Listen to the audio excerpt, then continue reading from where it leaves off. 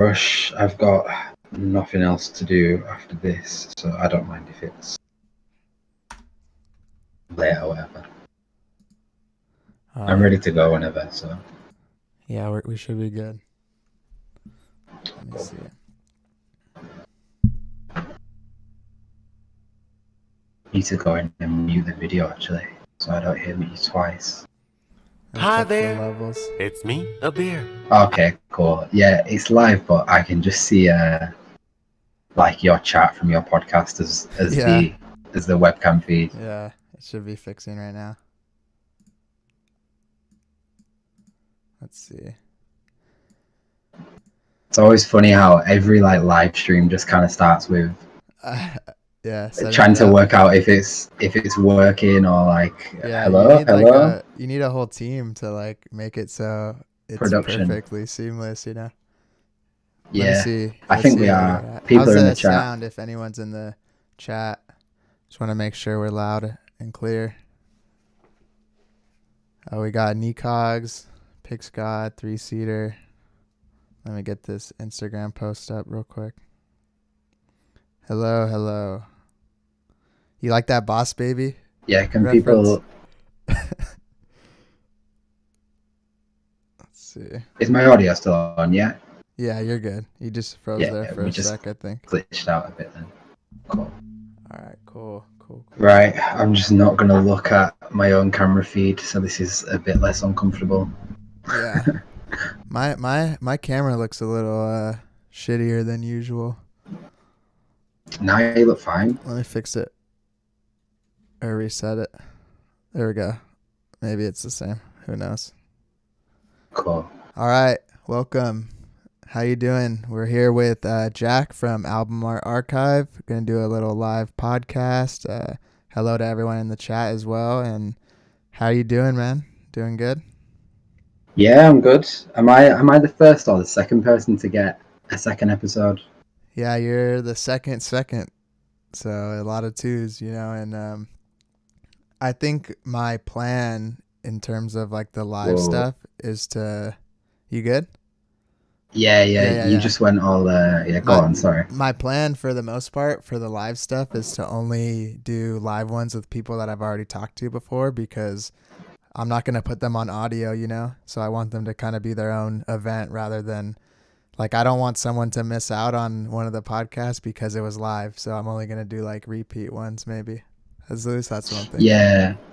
Plus, we, like, since the first episode, we've spoke, like, at least once a week somewhere, like Instagram or whatever.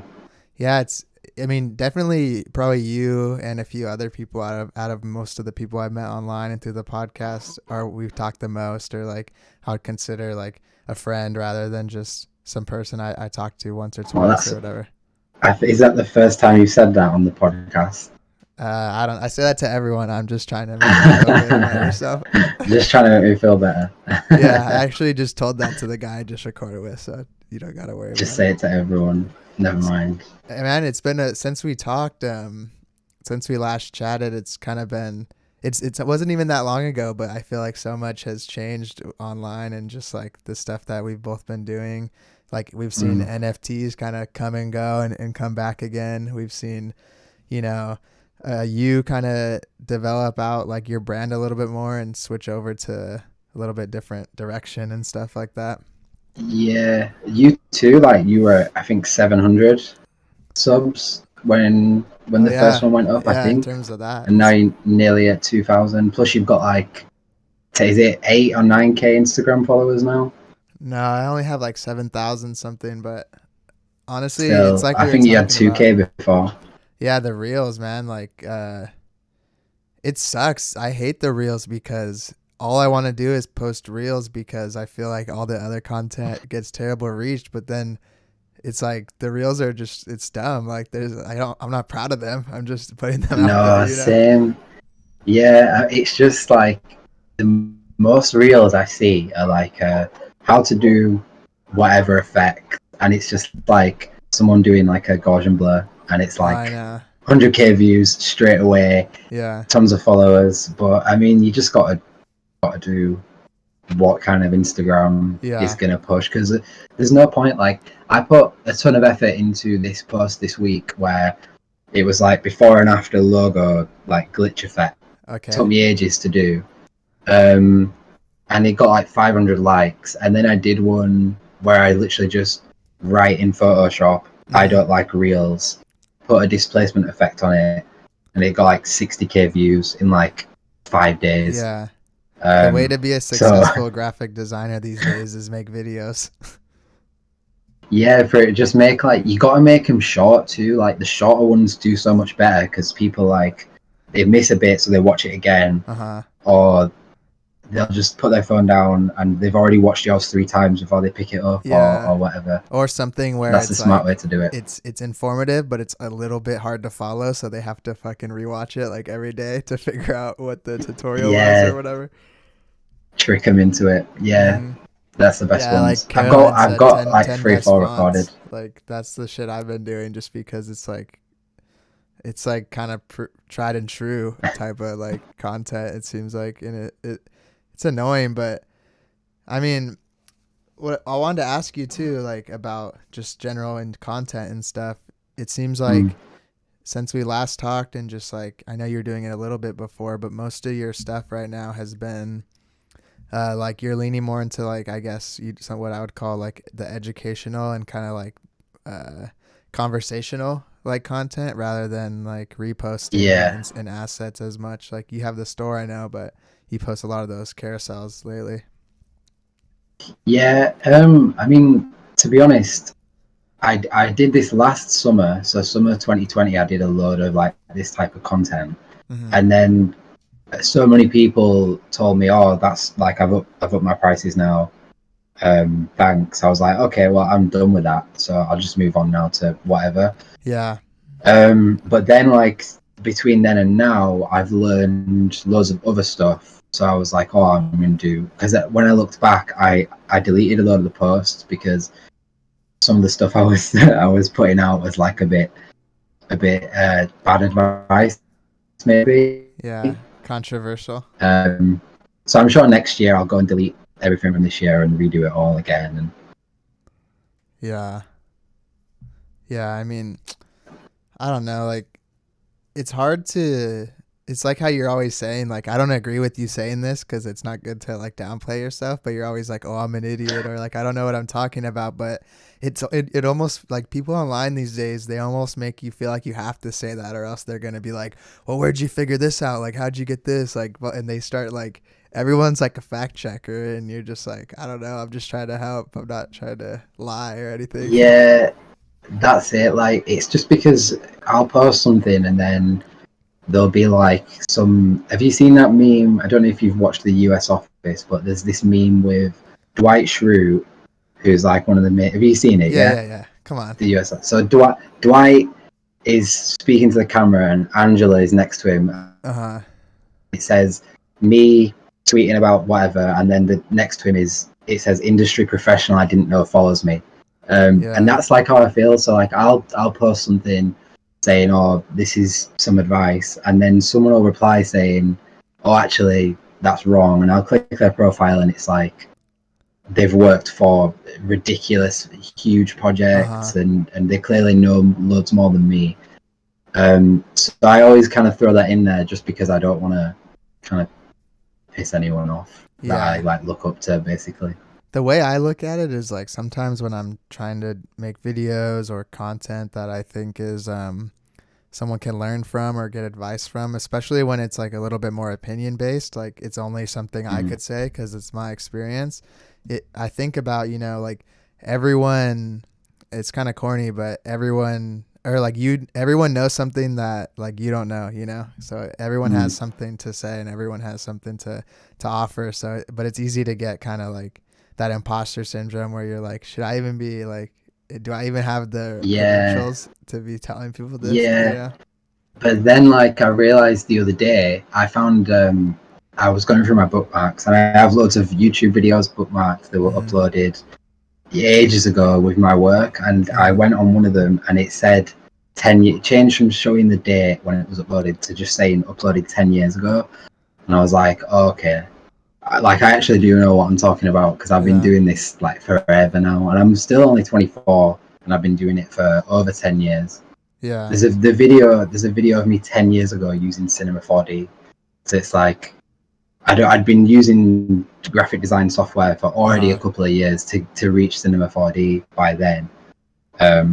But yeah, it's just kind of, the internet is kind of, everyone feels like they need to jump in and correct you or whatever, or say their piece on it. Or even like when I post about the women in design thing, like people get mad at me for that, or people get mad at me for there's a small, everything will offend or upset a small group of people until you actually reply to them, and then they're like, oh, I'm sorry, I just wanted to, I don't know. You know what I'm saying? They messed up my order at the cafe, and I was taking it out on you or something. Like, I feel like also, yeah, pretty much. If the stuff that you're doing, whether it be maybe not design, because that's like solving a problem for a client, but like art, poetry, like information, like anything that you're saying that's like opinion based and coming from like your own mind, if everyone is okay with it, then it's probably like not that interesting, because stuff that is interesting,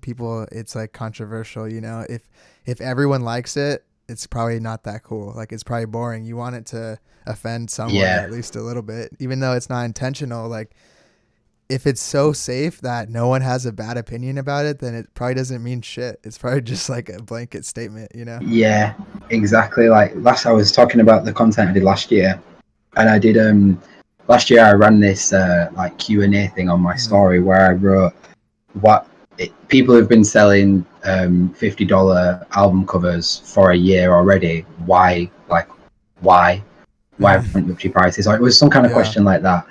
And then Kieran on Instagram is his username. We weren't like friends at the time, and I remember, I hope he doesn't mind me saying this, but he replied to that. He said something like, why does it matter, or why do you care so much? Like, obviously I'd not offended him, but like he felt like I was talking about him maybe. Obviously since then, like, I talk to him all the time, and we're good friends, and like he makes a ton of money now. But that's it, like, especially with the pricing stuff, people, it's like I don't know if you ever seen that thing where it's like the 3 stages of grief or whatever. People will read a post about how you can make $500 or $1,000 or whatever from their cover art, and then at first they'll be offended that you're suggesting that their prices are bad. Then they'll be upset because they realize they're missing out on money, and then they'll accept it and just up their prices, and that's you just got to accept that some people are going to get annoyed at first. Yeah, I mean, obviously, like you say, that they know kind of now, or they were it's a different situation now, but that question is obvious. Like, why is it bad? It's because it devalues like the entire art, like the craft. That's why it's bad. Like, it's the same way that if everyone was if designers were ripping off every client, that'd be bad too, because it'd make us look shady, and no one would trust design, because they'd be like, this guy charged me $50,000 for a Instagram reel or something, you know? Yeah, I mean, I hear that too as well, and it's like, I always tell people, like, when people say to me, oh, I got ripped off by the last guy or whatever, I always say, like, just, even if you're not going to hire me, just ask me, because I have this second page where like no one will scam you if I just forward on someone. I've done that a few times now, which is good. Yeah, you never know though. I might scam some people if you recommend them to me. Just forward on, just give me like 10%, and that's fine. Yeah, I'll start paying you for reposts, like Commission. all the other pages. Yeah, don't get me started on that. One thing I wanted to ask you that I saw you talking about a few days ago, about how you feel like there's less, like either you're getting less clients or you're just seeing less clients surfacing within like the music industry and like the cover artwork and videos and stuff. Do you think that is just for you, or do you think that's a more widespread issue, and why do you think that is? It's probably just for me, because I spent a year on my other page. Do you know what I mean? Like, I've spent everything goes into album art archive now, which is fine, and like I enjoy it. But I used to not post. I used to maybe post once a week on Skintrest and be turning people down. And like I did a project that was like not a huge project, but like the biggest payday I've had from an album cover, and the biggest one like numbers wise, last year. And then since then I kind of thought, oh, now I've done this, like maybe this will become more normal, like maybe I'll get more this type of payday. And since then it's kind of I don't know how to describe it. It's like mentally it's kind of, I was prepared to be like, oh, this is the new normal now, like I can get paid this amount every time now, or I can do work for bigger artists now. And then it went straight back to doing work for small artists, which is fine, but just mentally I was like too excited about it, or I don't know. Do you know what I mean? Yeah, I do. I have a similar situation where it hasn't, I don't feel like I had a big project and then now I don't have big projects, but I've had a few big projects that pay so well and that were a lot higher than I was used to for like the first few times, that when I was doing other projects, I was kind of like, damn, like this ain't shit anymore, you know? Like even though it's fine, it was fine like last week and it was fine the week before, but getting one big project like monetarily, it kind of makes you jaded to like just getting a fair price. Like you want to get like a lot all the time, and you're kind of like, I don't know, like it's easy to become like, we should value our work and our time, but it's easy to become like ungrateful, you know, even when, because like at the end of the day, like we just get to like fucking make pictures and like design shit and pretty much like do things that are easy, like to us, like at least like to start it, like it's not, and not anyone can just do it, but we're just like, oh, this isn't a big deal. And it's easy to become like I could be working in like a hospital or some shit, you know, and like that's actually hard and that actually sucks, and they don't get to negotiate their rates. I mean, it's harder right now for me as well, because all my clients are American, which like when I first started, when I was like a teenager, the dollar was worth a lot more than the pound. But now, like I just did a $300 like small little thing, because my girlfriend's car, we need to spend. It's like I got barely £200 for it, so I don't know. It was just like I paid for something for my girlfriend's car, which was 190, and I've got like £20 left for myself from $300, and it's like, why did I even bother? But it's like you said, like I could still be working in a call center, so you just got to think of it like that. Do you like beans though?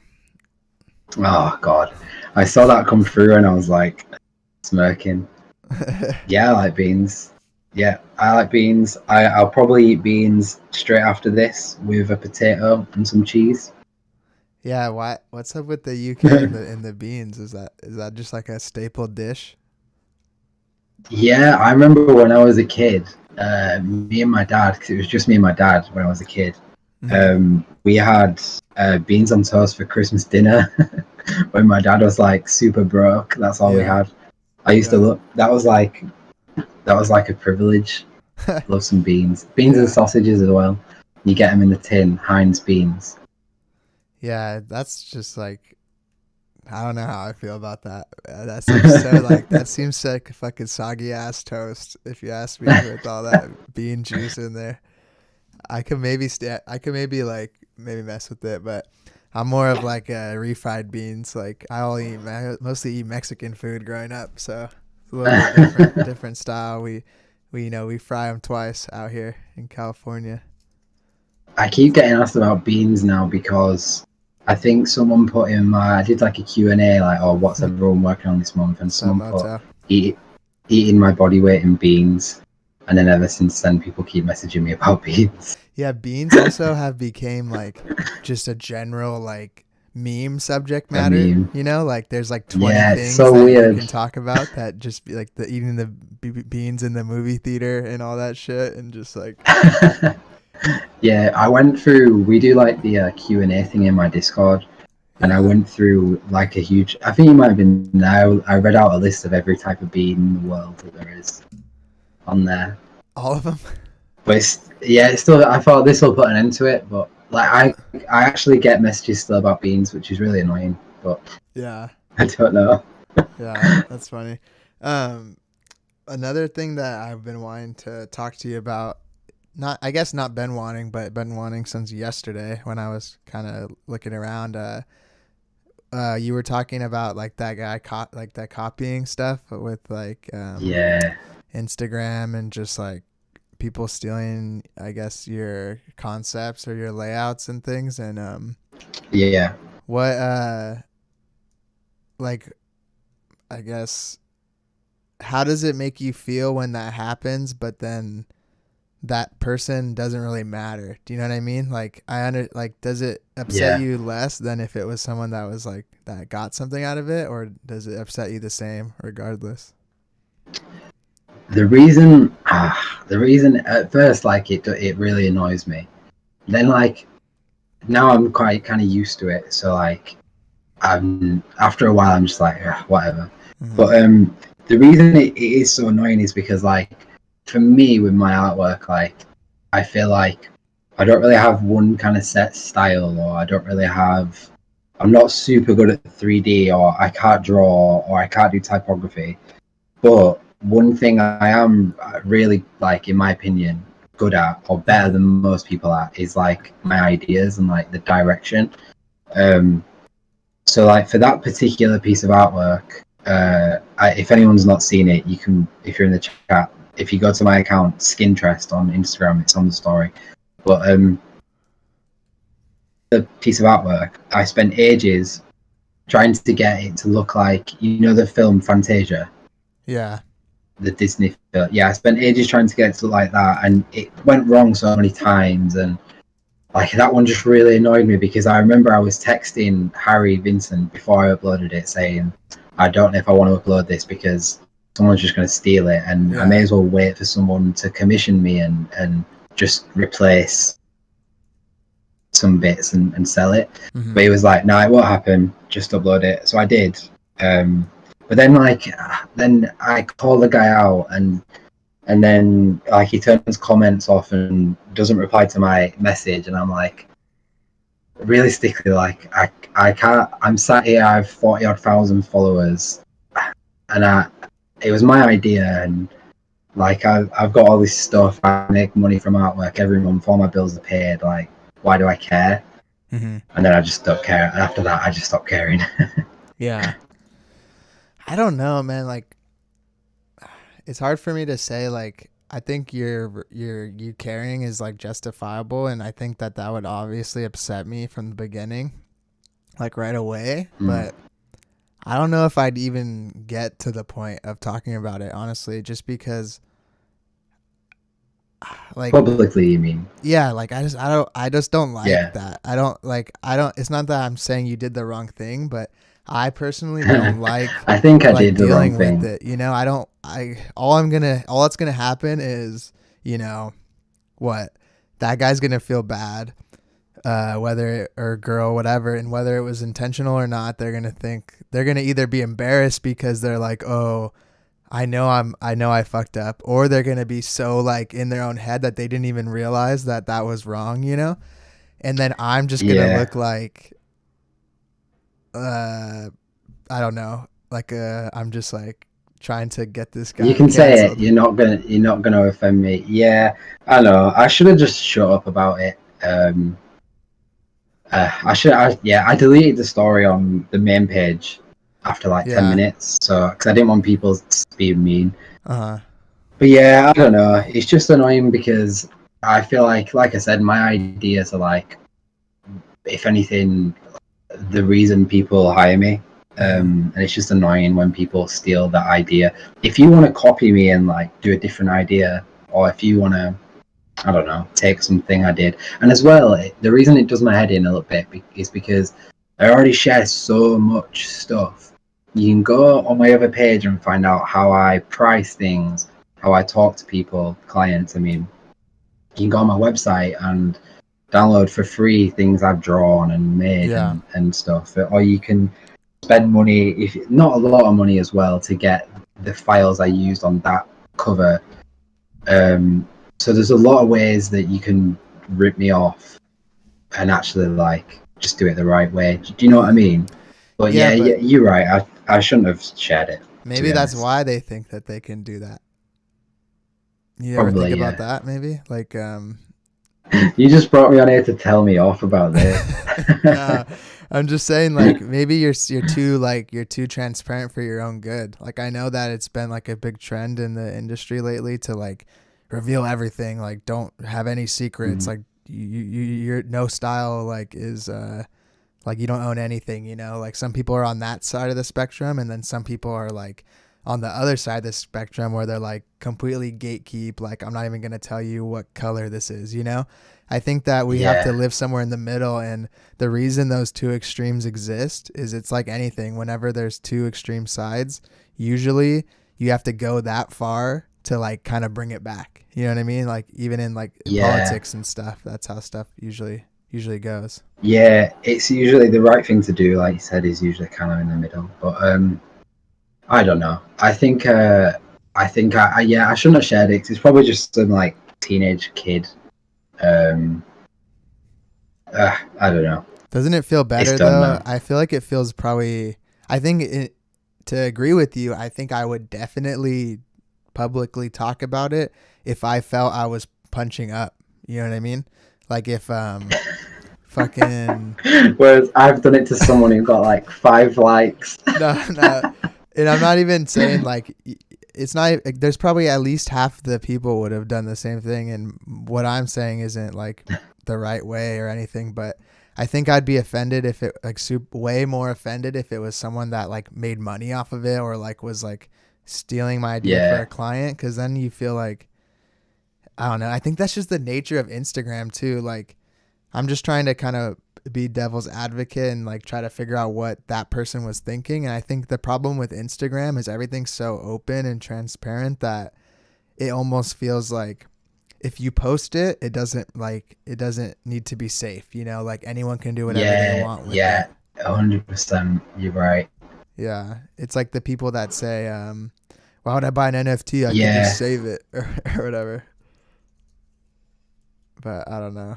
Yeah, I know what you mean. Yeah, I mean, a big part of it, because I was talking to my girlfriend about this afterwards, and I was like, I was kind of ranting, but then I realized, like, I'm still in the UK, like, I'm pretty much still in lockdown, and, like, I kind of live on Instagram, and sometimes I just need to just kind of remember that it's not the end of the world, because one person with 10 followers, it was probably like a teenage kid took one of my ideas. It's lockdown's hard. He's probably really satisfied that he got a reaction out of me too. Yeah, that was his plan all along. It was actually me on a bot account, and I created that just to bring you on here and ask you about it. Yeah, like Caroline was saying in the chat. I don't know if you saw that when it was happening, when she called out that like university event that stole her idea with like the eyeballs and stuff. Manchester University, like that feels that's really near me. That had to go through multiple people, you know. That's like a whole. That's not just like an individual. That's like they at least probably have like a few decision makers, right? To be like, this is okay. But academics in the UK they're all, well, I'll be nice, but they're not. You know, if you've been an academic forever, that's not the same as being a designer. Yeah. And like I have friends that, because Manchester is not far at all from me. Like I'm from Leeds, the two biggest cities like in the north of the UK, and like Leeds and Manchester. But yeah, like universities in Leeds are like my friends who have gone to universities around here, around this part of the country. Like they'll come out of uni and just know like who, I don't know, they'll know how to write an essay about something, but they don't know. They still don't know. I feel bad. Like one of my friends is going to watch this and be offended, but like they suck still. They graduate and they're still crap. They're terrible.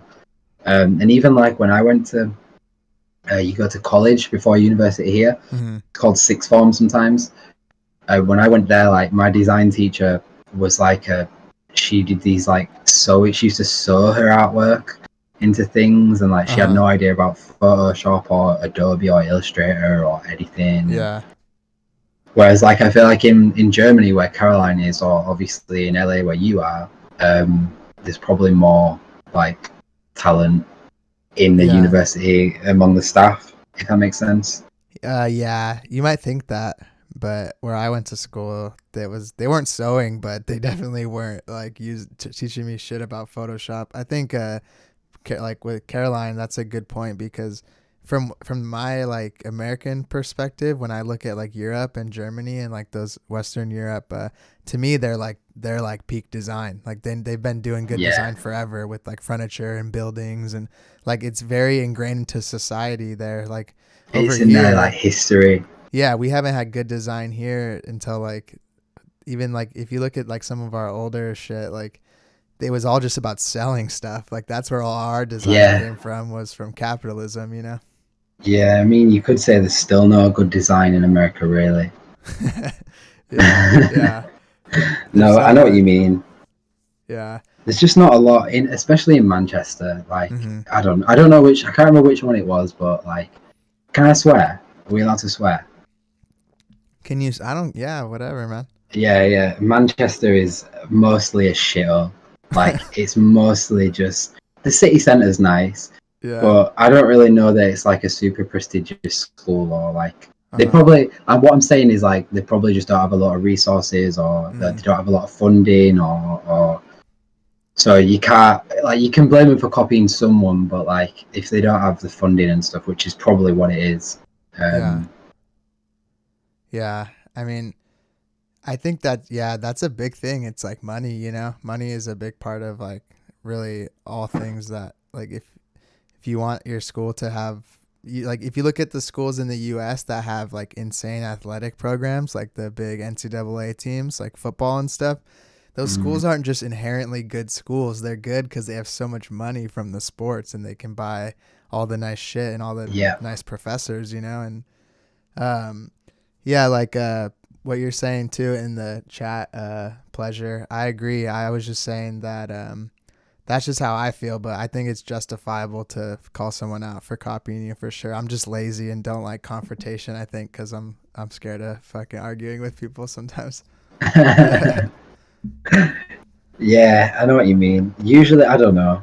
I was gonna say usually I don't do it, but I think every single time someone's copied me, I've posted about it. I mean, I'm saying what I'm saying too, and like, you know, I'm not. This isn't set in stone. Like maybe next week I'll be there on my story.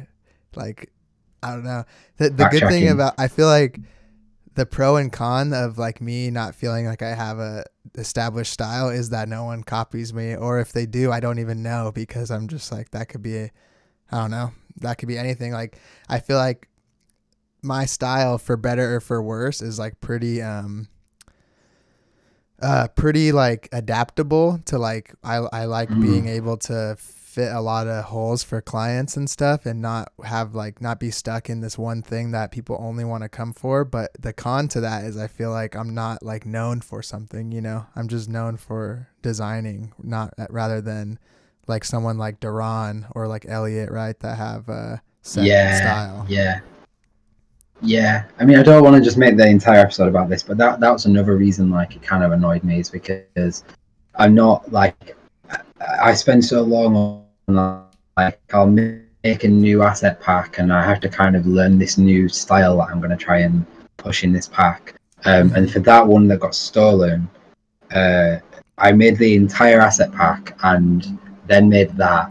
And then as well, I posted, because I knew I was going to post that, I posted on my story on Album Art Archive saying, if anyone wants to make like Billie Eilish artwork, I'll share it, because I'm going to post my own. And like I made a big thing of it so I could share other people's stuff too. And then I don't know. Anyway, I'll shut up about it because I sound like super salty about it. Nah, it's kind of, I mean, I'm the one, I'm kind of like, I think I was egging it on a little bit. What's up, Ed, over there in chat? Ed, hello. One thing I wanted to kind of get back to though a little bit, that is a little more neutral note is the stuff that you have been doing with we were talking about, like, I guess the learning stuff, like the stuff that's like giving some insight. Does that kind of stuff feel like pretty rewarding when people are reaching out to you about, like, you know, their lives kind of being like, I guess, benefiting from learning that, like saying like, Yeah. oh, I got a better price on this and blah, blah, Yeah, at first, yeah. And then I made a post. I was getting a lot of messages after like the first big one I did, saying, "Oh, I used to charge $20 and now I got $200 or whatever." Which $200 might not be a lot to some people, but like going from 20 to 200 is big. Yeah, for sure. That's 100% increase. Yeah, exactly. And I worked it out, and a lot of the people, I got so many that I kind of spoke to some people and I was able to work out that I think I made a post about it. People would have made a certain amount of money from these commissions, but after reading the post, collectively they made like 10 grand. So I made a post about that, and then since then, people just message me saying like, "Oh, I used to charge $1 and now I charge," and they'll just make it up because they want me to post about it. Yeah. So I can't really verify any of them anymore. But it's like, it kind of comes in waves. Like, I think everyone who's kind of engaged with my page now, they've seen it. If they wanted to up their prices, by now they've done it. In a couple of months, when I'm like maybe at hopefully 50k or more, I might do it again, and there'll be like another bunch of people who are new and they read it and they up their prices and stuff. But it's kind of at a certain point you're like preaching to the choir, if you know what I'm saying. Yeah. It's hard. It's funny whenever we talk, me and you both talk about like sayings, like, you know that, and we both always know it. We both think that the other person. No, there's some that you don't. There's some that you don't know. I remember I grilled you on that. How Americans the bucket say of crabs or whatever. That shit. No, not that one. But crabs in a barrel. I was talking to you about how some like selling assets. It's like crabs in a barrel. Like people will. It's like everyone's out to get each other and stuff. And crabs in a barrel means like if you put crabs in a barrel, literally, rather than climbing on top of each other to get out, they'll kill each other. So none of them get out. I think it was that one. But yeah, it's like preaching to the choir basically. After a while posting about the same thing, it's like, okay, we get it. Yeah, you want people to set the prices. All right, shut up. And I'll move on to something else. I've got one more post on it.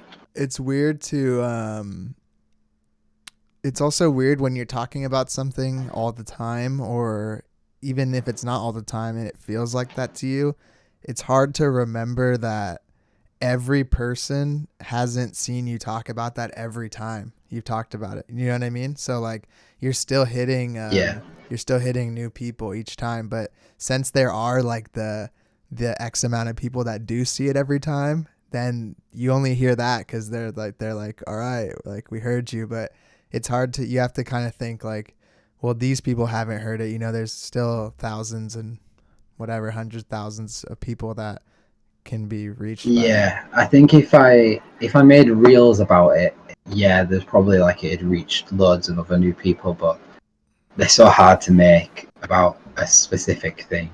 I don't know. I've got one more coming. I've got one more post which is just about like questions to ask clients, and then I'll put it on pause for a while, and then I'll do some more. Maybe when I learn something new, I'll do some more. Yeah, that's good though. That you like, that sounds like a good way of doing it. Like you have like an integrity behind it. You're not just gonna like do them just to do them. Like you actually care about this stuff rather than trying to, I don't know, just like farm the algorithm. Like some of those the carousels are like just some of those ones are just like Instagram farming. You know, like when the ones where it's like 2 words on each thing. Rather than actually like it'll be like, I don't know, some clickbait title, and then the next 2 words are like you've got to swipe to the end. I don't know. Those do my head. Or they I've talked about this with someone on my podcast. The ones where it's like someone trying to tell you like compare stuff. Like, this is good design, this is bad design, and they're like, this is what you The should logo do. ones. Yeah, or like Yeah, it'll I be always like see them with the UI logos. shit. Like, don't put this button here because then like they'll click Yeah, this. I And don't you're know like, what how the they fuck? end up on my page. They always end up on my explore page, but I've never interacted with UI at all. The posts, Yeah. I mean.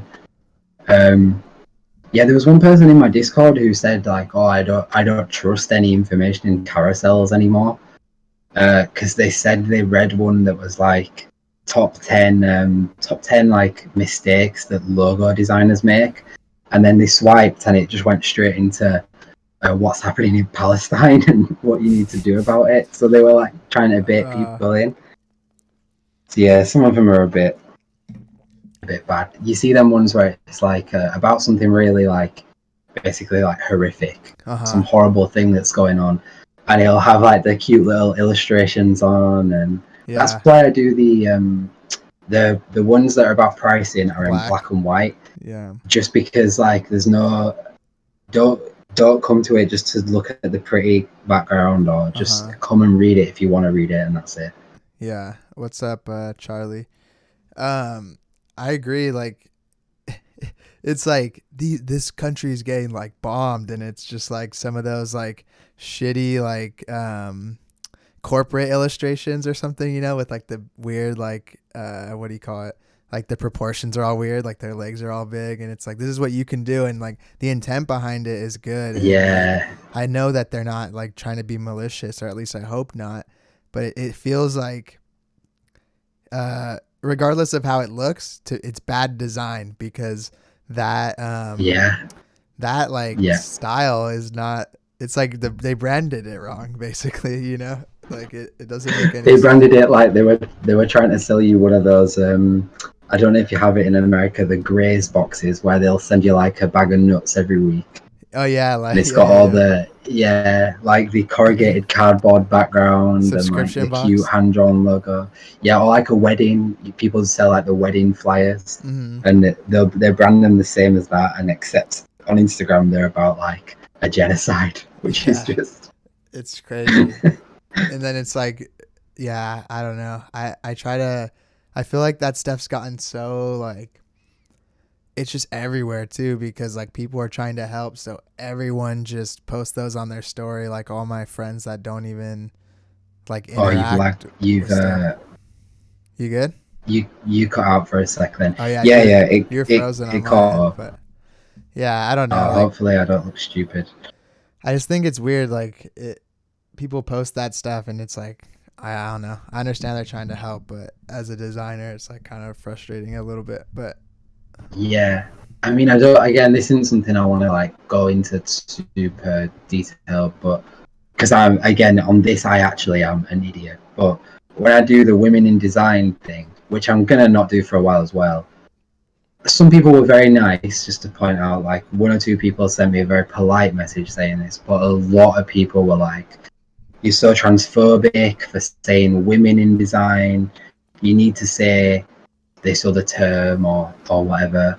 And people just get so upset, and it's like you missed the point. Like I could have posted about my website and just made money today instead, but like I'm probably just featuring some of my friends who happen to be women, or I don't know. I could have just done nothing, and you would have not called me transphobic, which I'm not transphobic, by the way. I'm not bothered about any of that stuff. But people say it just because I put the word women on my Instagram page, and it's like I get you trying to be, you know, stand up for yourself or how you identify and stuff, but you're just doing it in the wrong place. Yeah, it's like what do you call it? Like recreational rage in a sense. Like people, I think, just like one thing I learned that kind of makes me feel better about just doing my own thing, and if people are ever offended, I don't mean any ill will, but there's a difference between intentionally trying to hurt someone's feelings and be mean to a person or group of people or race, religion, and there's a difference between that and one of those groups, people, race, religion, being offended just as a byproduct of something else. Like that, those are two different things. And I think when you're a viewer of something, you need to be able to distinguish that. Like you need to know, like people, you need to read into the context. Like, oh, I know that you're not doing this to be hurtful. You're just doing it because that's just the easier way to speak. That's the easier sentence structure, you know, than trying to list out every single person that exists. Yeah. You know? Yeah. And you'd be there all day. And then plus like the women who don't identify that way, I'd be like, what have you, like, you don't need to do all that for me. Like, I don't know. It gets to the point where if you try and please everyone, the point of the post just, it just gets dissolved into what, you know, some new thing. Was the inspiration, I guess, originally to do a lot of those like carousels and stuff mainly based around like your views on pricing and stuff, right? Like that was kind of the big one. Yeah, I mean, it's so hard to talk about like provide like a structured argument verbally out loud, just off the top of my head, about why you should up your prices, but it's much easier to write that out. But like no one's gonna read an article, they just read the headline, or no one's gonna read a 10-page story thing. So when I did it as a carousel, like I didn't really even consider the fact that there's like a carousels, you know, people who I make carousels. Like I don't want to be that page that just makes carousels. Do you know what I mean? Yeah. It was just the easiest way to put that information kind of together. So you could read it in the right order and it's stuff. also easier than, it's just easier to reach people that way, because I don't know about you, but I rarely click on like the see more of people's captions. Like I don't really bother for that usually. So I hope that they write the important stuff in like the first two lines. So, but when you do it as a post, it's easier. Yeah. Yeah. That's it basically. This feel free to ask any questions. I see your question, Charlie. Any tips on studio names? I've never really like had to develop that out except for working with a client one time. But one thing I would say is I'm a proponent of, if you're an individual, your thing should be you. I don't really agree with like calling, when people say like I'm this studio and it's just them. I don't know really, like I understand that it may seem you look more legit, but to me it's pretty legit to be your own person and just like be able to do all this stuff on your own, and they know that you don't have a team, like you're doing it yourself. So if you're talking about something for yourself, I would go with that, like Charlie Pay Design or Charlie Pay Studios, or you can come up with some kind of name, but I would be transparent about like who's involved in the project. Like if it's just you, I would say it's a one-man studio or something like that. Yeah. I mean, you nailed it on the head. I don't get it when people, I mean, whatever, it's just a username in it, but yeah, just like, it'd be pretty funny for me to call myself a studio when it's just like, I have some pens there and a computer there, and that's me. Yeah. That's literally it. I feel like Studio Innate is like, they have like an office and a shop front with their logo, and he has employees. That's like a studio to me. There's like, when I talked to him on the pod, there was three or four of them or whatever. Yeah, I've just got a cat, or 2 cats. Yeah, your cats are that's the art director, right? And your copywriter. 2 cats. It skipped out then, but. Oh yeah, I was just saying that your cats are your employees, pretty much, or your boss. Pretty much, you're probably the boss, yeah. Like Harry Vincent, for example. Yeah, I mean, that sure. Like he's just a person, and he has a good branding around himself, I think, and everyone kind of knows his real name, Harold. Yeah. Hey, don't tell him that's a secret, dude. I'm just kidding. I call myself a one-woman design studio. It's fine to use your name too. Yeah, definitely. And like, that's the thing. Like, yeah, most things are opinion. Go on. So, but go ahead.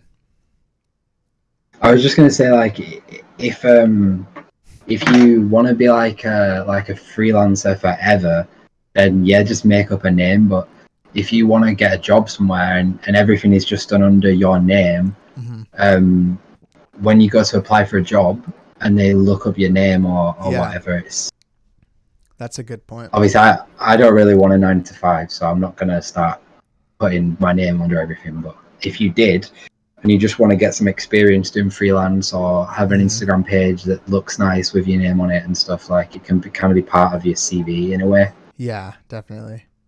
And I feel like, yeah, like you're saying, it's almost good for like SEO, you know, because your name is always going to be your name. You don't ever have to worry about, you know, rebranding or like changing your name later and having to fix like the Google search or anything like that, because it's always just going to be you. If I look up, like, I might not have the username Permanent Glue forever, but I don't ever plan on changing my name from Jesse Nyberg to something else. You know what I mean? Yeah, I mean, the username Permanent Glue is cool, but whenever I type you in to find you on YouTube or whatever, or Instagram, I just type Jesse Nyberg. I'm like, oh, I've got to type in Permanent Glue. I delete it afterwards and retype it. So like, I don't know you as Permanent Glue. I don't know if everyone just knows you as the name of the podcast now. Yeah. Yeah, that was when I first started the channel and the podcast, I was kind of conflicted on like if I should run it under like anything that was related to like glue or Permanent Glue or anything like that. Because I've always used that for video games, Twitter, Instagram, everything else. It's sticky design. Yeah, and like, but then I realized, like, I don't know, if something gets like bigger than what I'm imagining, like, I'd probably prefer it to be under my actual name. So there's no like, I don't know. I'm not too big on like being secretive. Like, I don't really care if people, you know my name or anything like that. So I just was like, this is a new step. Maybe I'll just go by my name.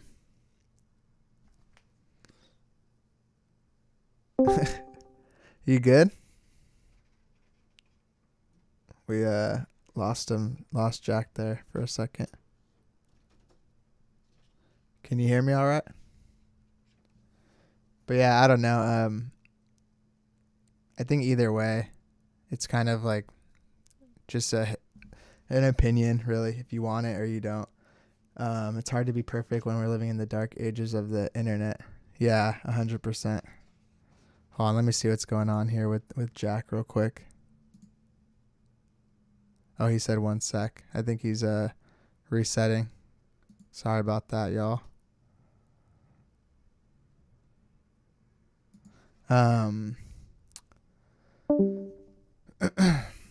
Just me and my dog. He's my legal team.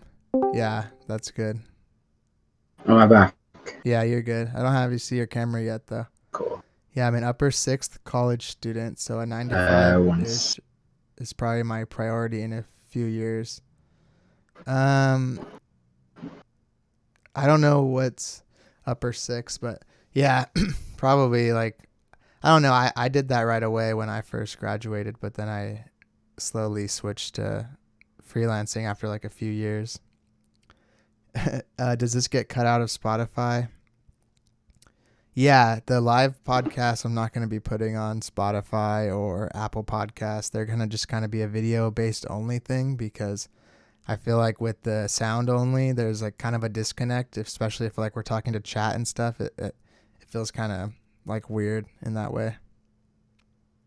Yeah, can you see and hear me again now? Yeah. Yeah, you're good. Did you go to the restroom? That's what this guy said.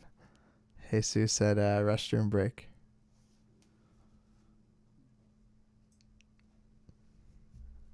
You good? Or Yeah, I feel like you can hear me, but it just keeps skipping out. It's all right. Carry on what you were saying. I think you're answering a question. I don't know if I interrupted you. Yeah. Yeah, it's just probably some internet stuff. That's the thing with I I don't know, video chat is cool, but it's so like real, especially like so many people I talk to, you and others, like we live in different countries. There's probably an issue with that, with the connection and whatnot, but it's working all right. One thing I wanted to kind of ask you, so like a little bit more about some of the stuff that you've been kind of going on about, whether it be pricing or advice to people about contracts, like different design industry things. Is the way that you kind of source like the all the info for that pretty much like you just do like big polls and user generated like submissions and things and kind of sort through it and come to conclusions about it? So that half of that got cut out. So you said about the polls I do. Sorry, I don't know if it's my internet going. Yeah, I said, is that what you do? Is that how you figure out all this info? Is that the only way? So usually like I'll what the info I put out is usually from either just like experience or just asking friends, but yeah, generally like I'll not realize that a lot of people maybe I'm doing something that other people aren't doing, or maybe people didn't realize. Like the best example is everyone tells me the only thing they took from this big pricing post I did was to ask the question, what's your budget? Which is like only a question I really go to at like last resort. Like I'll ask loads of stuff before I ask that. So it's like people didn't even know that was a question, and I mentioned that question in a post as like an example of a bad question, but that's what people took from it. So when I do the polls and stuff, it's kind of just to see, I'll have like an idea for a piece of content or like a post to make, and I'll do the poll to be like, oh, I wonder if people actually, maybe they already know this, or I'll do a poll and find out that no one knows about it because everyone votes no when they should vote yes or whatever, and then I know that post will probably do well. Yeah, that makes sense. Yeah, the budget thing, I feel like it's hit or miss. Like in a way it's a good question, but I've had like maybe 8 out of the 10 times I've asked, it's below what I was thinking. So then I kind of regret it, because sometimes I think maybe if I would have came with my own answer, that they would have been more willing to work there. And then sometimes when a client says like lower than you were thinking, I don't even think it's intentional. I just don't think they know. They don't even think that they're lowballing, and then you feel weird like saying higher, you know? Yeah, and no one, obviously it's business, like we're creatives and stuff, so maybe people don't think of it this way, but when I used to work in the call center and it was debt collecting, you can't just say to the guy, what do you want to pay monthly or whatever. Like you've got to try and get him to pay as much. Like you've got to basically just take as much of his money as you can. Yeah. So like it's the same with clients. Like if you say what's your budget, they're obviously gonna go for a number that's kind of like a good deal for them. Yeah. Then no one's gonna say this is the max. You know, no one's gonna. I don't know. I feel like you'd have to be crazy to kind of say, oh, my budget is, and then tell the absolute max. Like obviously you're gonna go a bit lower. So I think the first person to kind of say a number, as long as you can keep it a conversation and not just be spitting back a number at them just on its own.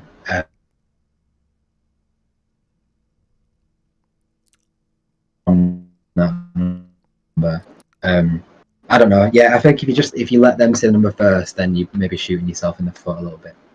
Yeah, definitely. And like you're saying, like if you keep it conversational, I think it helps for both parties. It doesn't feel as final or like standoffish as where like, because like I say numbers and I give people quotes and I break down stuff by the project, by the deliverables, but I mean, whether I regret saying this or not, like everything is still negotiable. Like I can charge you more for X amount of things that we add on. Like I can charge you less if I like you, if I like the project, if it seems interesting. Like when I tell someone a price, like you're not going to offend me if you say no, and you're not going to offend me also if you say, how about this price? I'll think about it. I'm not just going to tell you no. Yeah, it is business at the end of the day, and like in any other business, like it's because we create the product too. Mhm. Whereas like almost every other business, like the person doing the negotiating is paying someone else to make the product, Yep. kind of thing. Mm-hmm.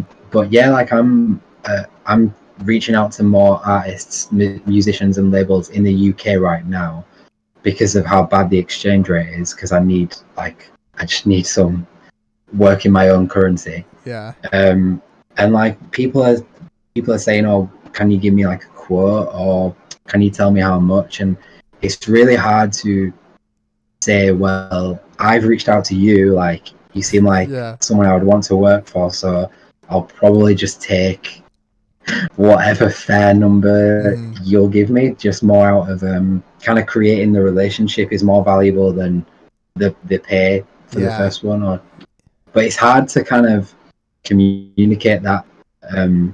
Yeah, I feel the same, like with what you're saying. Like, I don't care if you want to lowball me, like I'll just say no, like respectfully. I'll just say no. If it's too low, I'll just say I'm not going to throw a tantrum. And I was talking about this with Caroline yesterday when I was talking about, we were testing some software shit, and we were talking about like posters specifically. Like sometimes I get contacted to do like a flyer or a poster, and something like that is such a tricky project to feel that it's fair for both parties, because the client, how much can they really pay for a flyer for like this low key concert? It's not like they're making a lot of money from it, right? So they can only maybe pay like a few $100s or whatever. But then from the designer side, do I want to do this for that many, like that low a price, when I could do a brand identity for like 10 times the price? You know what I mean? So it's like, I almost feel like I don't want to do that stuff anymore, because it's not fair to one of us. It's not fair to, in a way. Like, even though I feel like my prices are fair, I try to feel like I try to think like I've been this person. This is just some guy that wants to throw this dope like rave at his fucking house or in this abandoned lot. He can't, he can't pay that much or whatever. So it's kind of weird. I've taken on projects for nothing, and I've taken on high ones too. Yeah, this is the thing. Like, I am obviously with the pricing posts. This is another thing. You read that message where I'd wrote like about being frustrated with just kind of being at a standstill with clients. But I feel like that's also maybe because I've made all those posts about how you should pay designers loads and stuff, which is like, it is true that you should pay the designer a lot, but a lot of the time when I'm posting that kind of stuff on the main page, I do it because there's so much out there that will tell you that design should be free, and there's so much out there that will tell you that like design is not worth pursuing or not worth money or not a real job and stuff. So I kind of try and balance it out by maybe exaggerating and saying maybe sometimes when I write stuff, like it's not quite the truth, because not every project is going to be 1,000, or your minimum. Maybe it's not realistic to have £500 as your minimum. Yeah. But there's so many people out there telling you the opposite of that, that if I do that and thousands of people see it, I'm saying something here, everyone else is saying something here. So hopefully you'll do this in the middle. Like what we were talking about earlier. With the exactly. But yeah, I was just going to say that maybe some of my clients have like seen me saying that stuff and thought, oh, I can't afford it anymore, which is like my own fault. But yeah, that's a good point. But that's like on what you were saying. Go ahead. Go on. Oh no, it's kind of lagging. My bad. On the flyers thing. Yeah, it's all right. On the flyers thing, I have people like my cousin. He's a rapper, and like he's good, and he gets like he'll do like a video that gets hundreds of thousands of views, but like he doesn't really take it super seriously. But I will never ever charge him. I do all his artwork. I'll never charge him because he's my cousin, and like he used to do my maths homework for me when I was like 5 years old. And it's like I put all this information out there, like, oh, you never work for free, always charge as much as possible, blah blah blah. But like there are still people who, if I like the project, if they're nice, if they're just going to let me do whatever and just pay me what they can afford, like I'll take the whatever, the lower price. Yeah. What's up, Burgundy? How you doing? I agree though. It's like I was talking to when I hopped in your Q&A thing, that's kind of a thing that I was referencing. It's like they always say, you know, don't do free work, don't do spec work, and it's like so aggressive, like never even talk to someone until they give you money or something. But then like I agree with that to an extent, but everything, it has so much nuance and like it's so situational. That's why it's hard to make like those, even though I do try to make videos that say these things or give advice, it's really hard to, it's like you were saying, if you get too specific, everyone's going to lose the point. Like I can't say don't charge less than 500 unless it's your friend and you guys unless know this each other. unless that terms and conditions. It's you've just got to kind of, we need to, like, as creatives or as designers, like we need to balance that out. The side of things, like I still have family and friends who like don't really realize that this is a real job. And like I've almost doubled my salary from what I made at a call center, and people still kind of are like,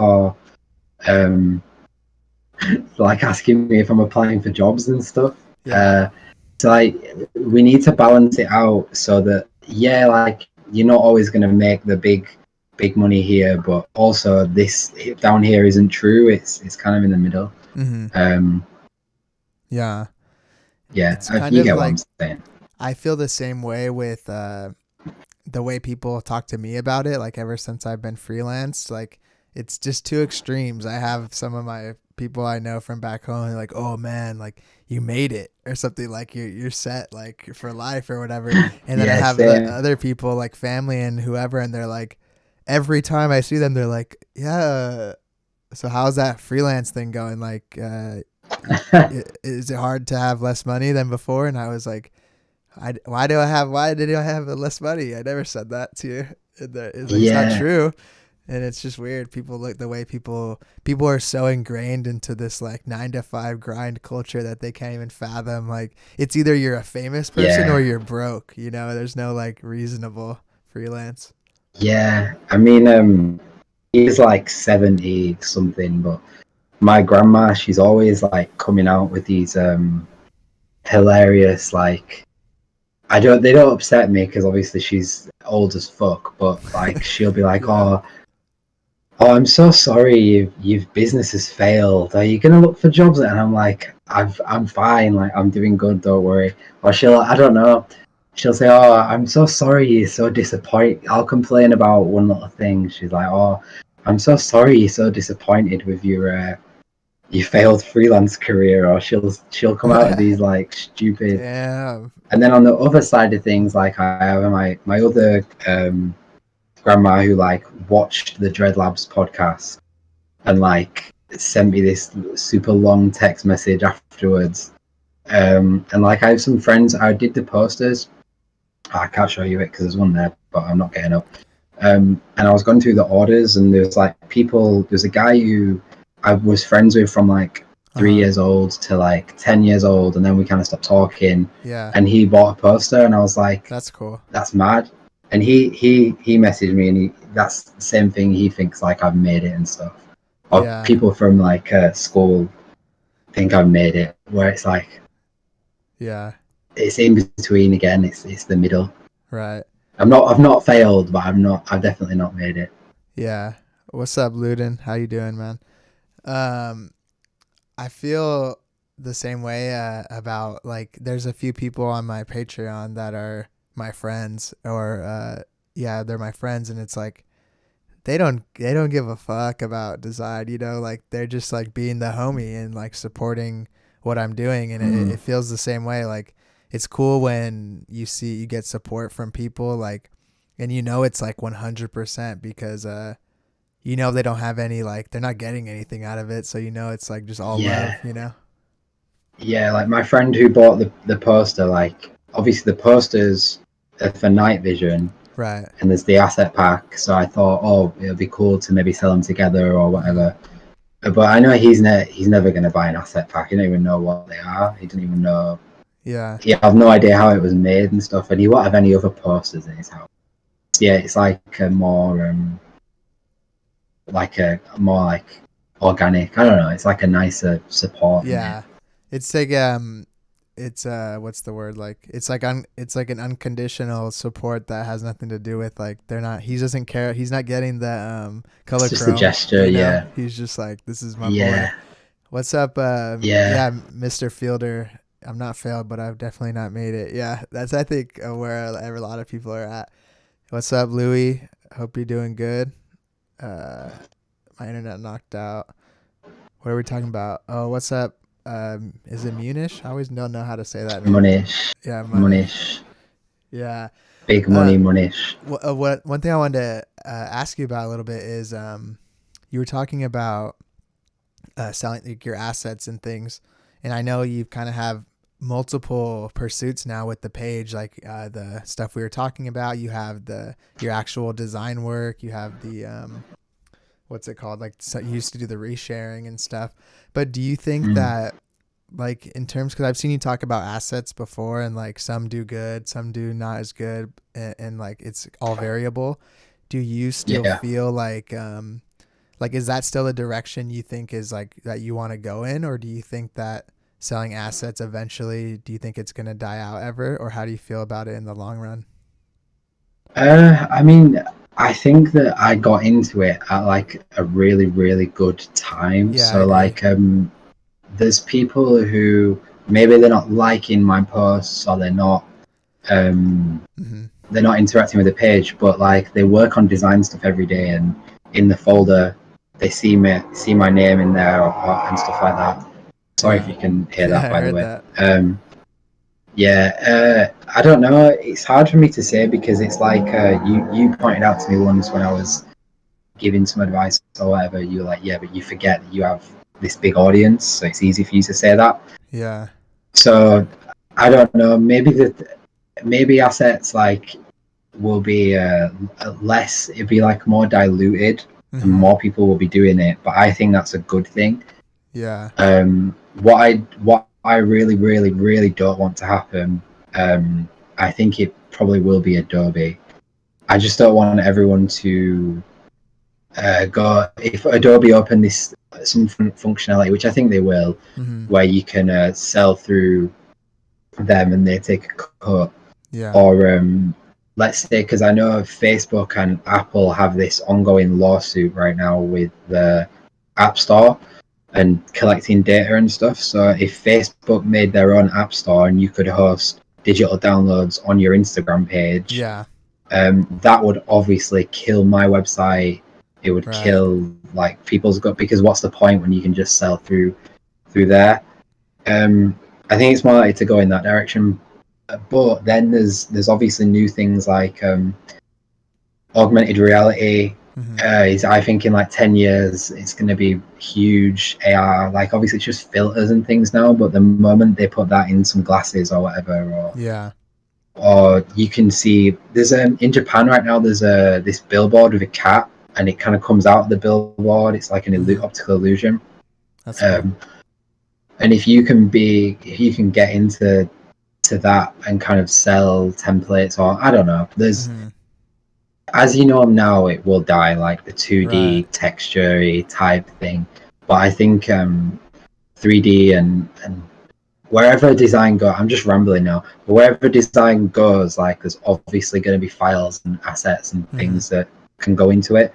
So it won't die, it'll just change, and hopefully no one sucks it all up with like one Netflix, Spotify type service. Yeah, that's a good point. As long as it's like free market, I think it'll still work out. Like Pix God right here was saying, like if it's all to one brand, that kind of ruins it. And I talked to Keezy a little bit about this, and he said he obviously has a programming background and stuff, so he has that kind of advantage. But that was his like main kind of hypothesis of like starting to do like software and like actual like stuff that's integrated, because he felt like everyone was like, some people were taking his ideas and stuff, and he felt like he wasn't going to be able to do it like forever. So he was like, let me try to do this. But then again, like that, like you need a whole nother set of like, that's like a whole nother lane. Like I have no idea how to even make that stuff, you know?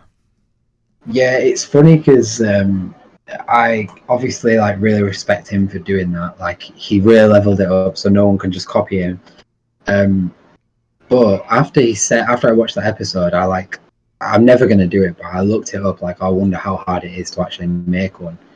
And the amount of like basically responsibilities you're gonna take on from having a plugin or whatever every time there's an update, or to a Windows update, an Adobe update, a Mac update, or a mouse driver update, or like it could just break everything you're doing.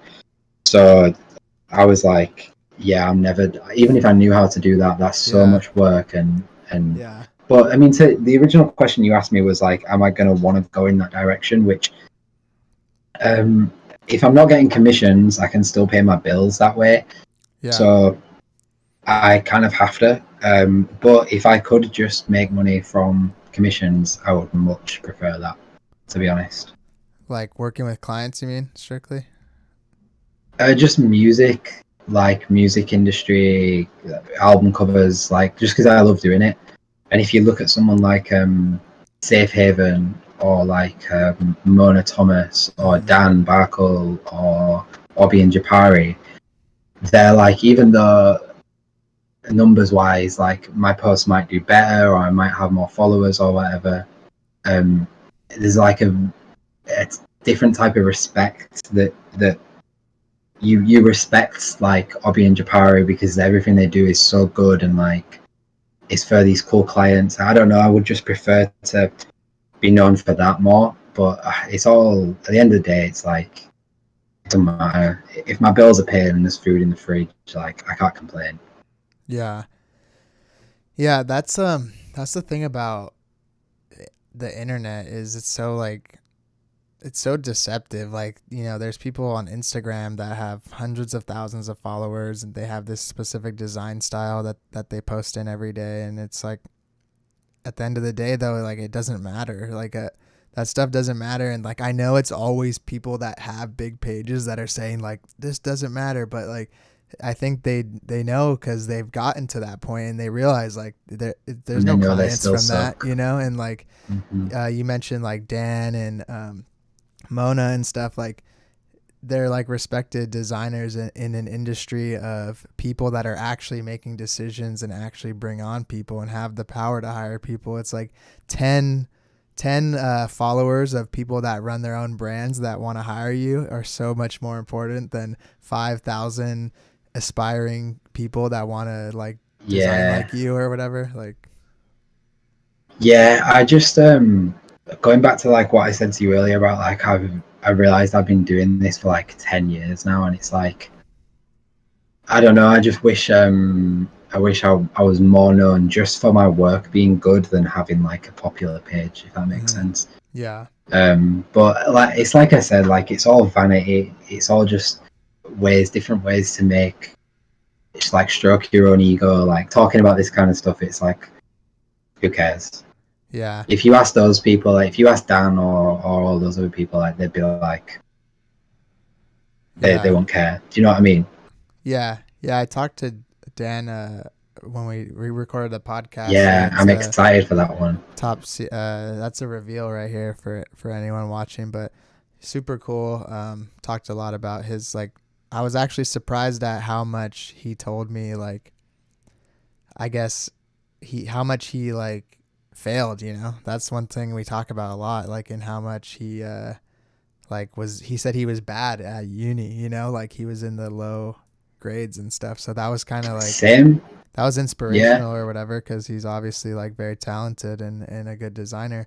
And same thing, he was telling me he was Safe Haven, like he like dropped out because the teacher said he'll never make anything, no one will ever want this. And it's like, I never talk about it because I don't want to like sound like do you do this is another saying, like, do you have X Factor in America?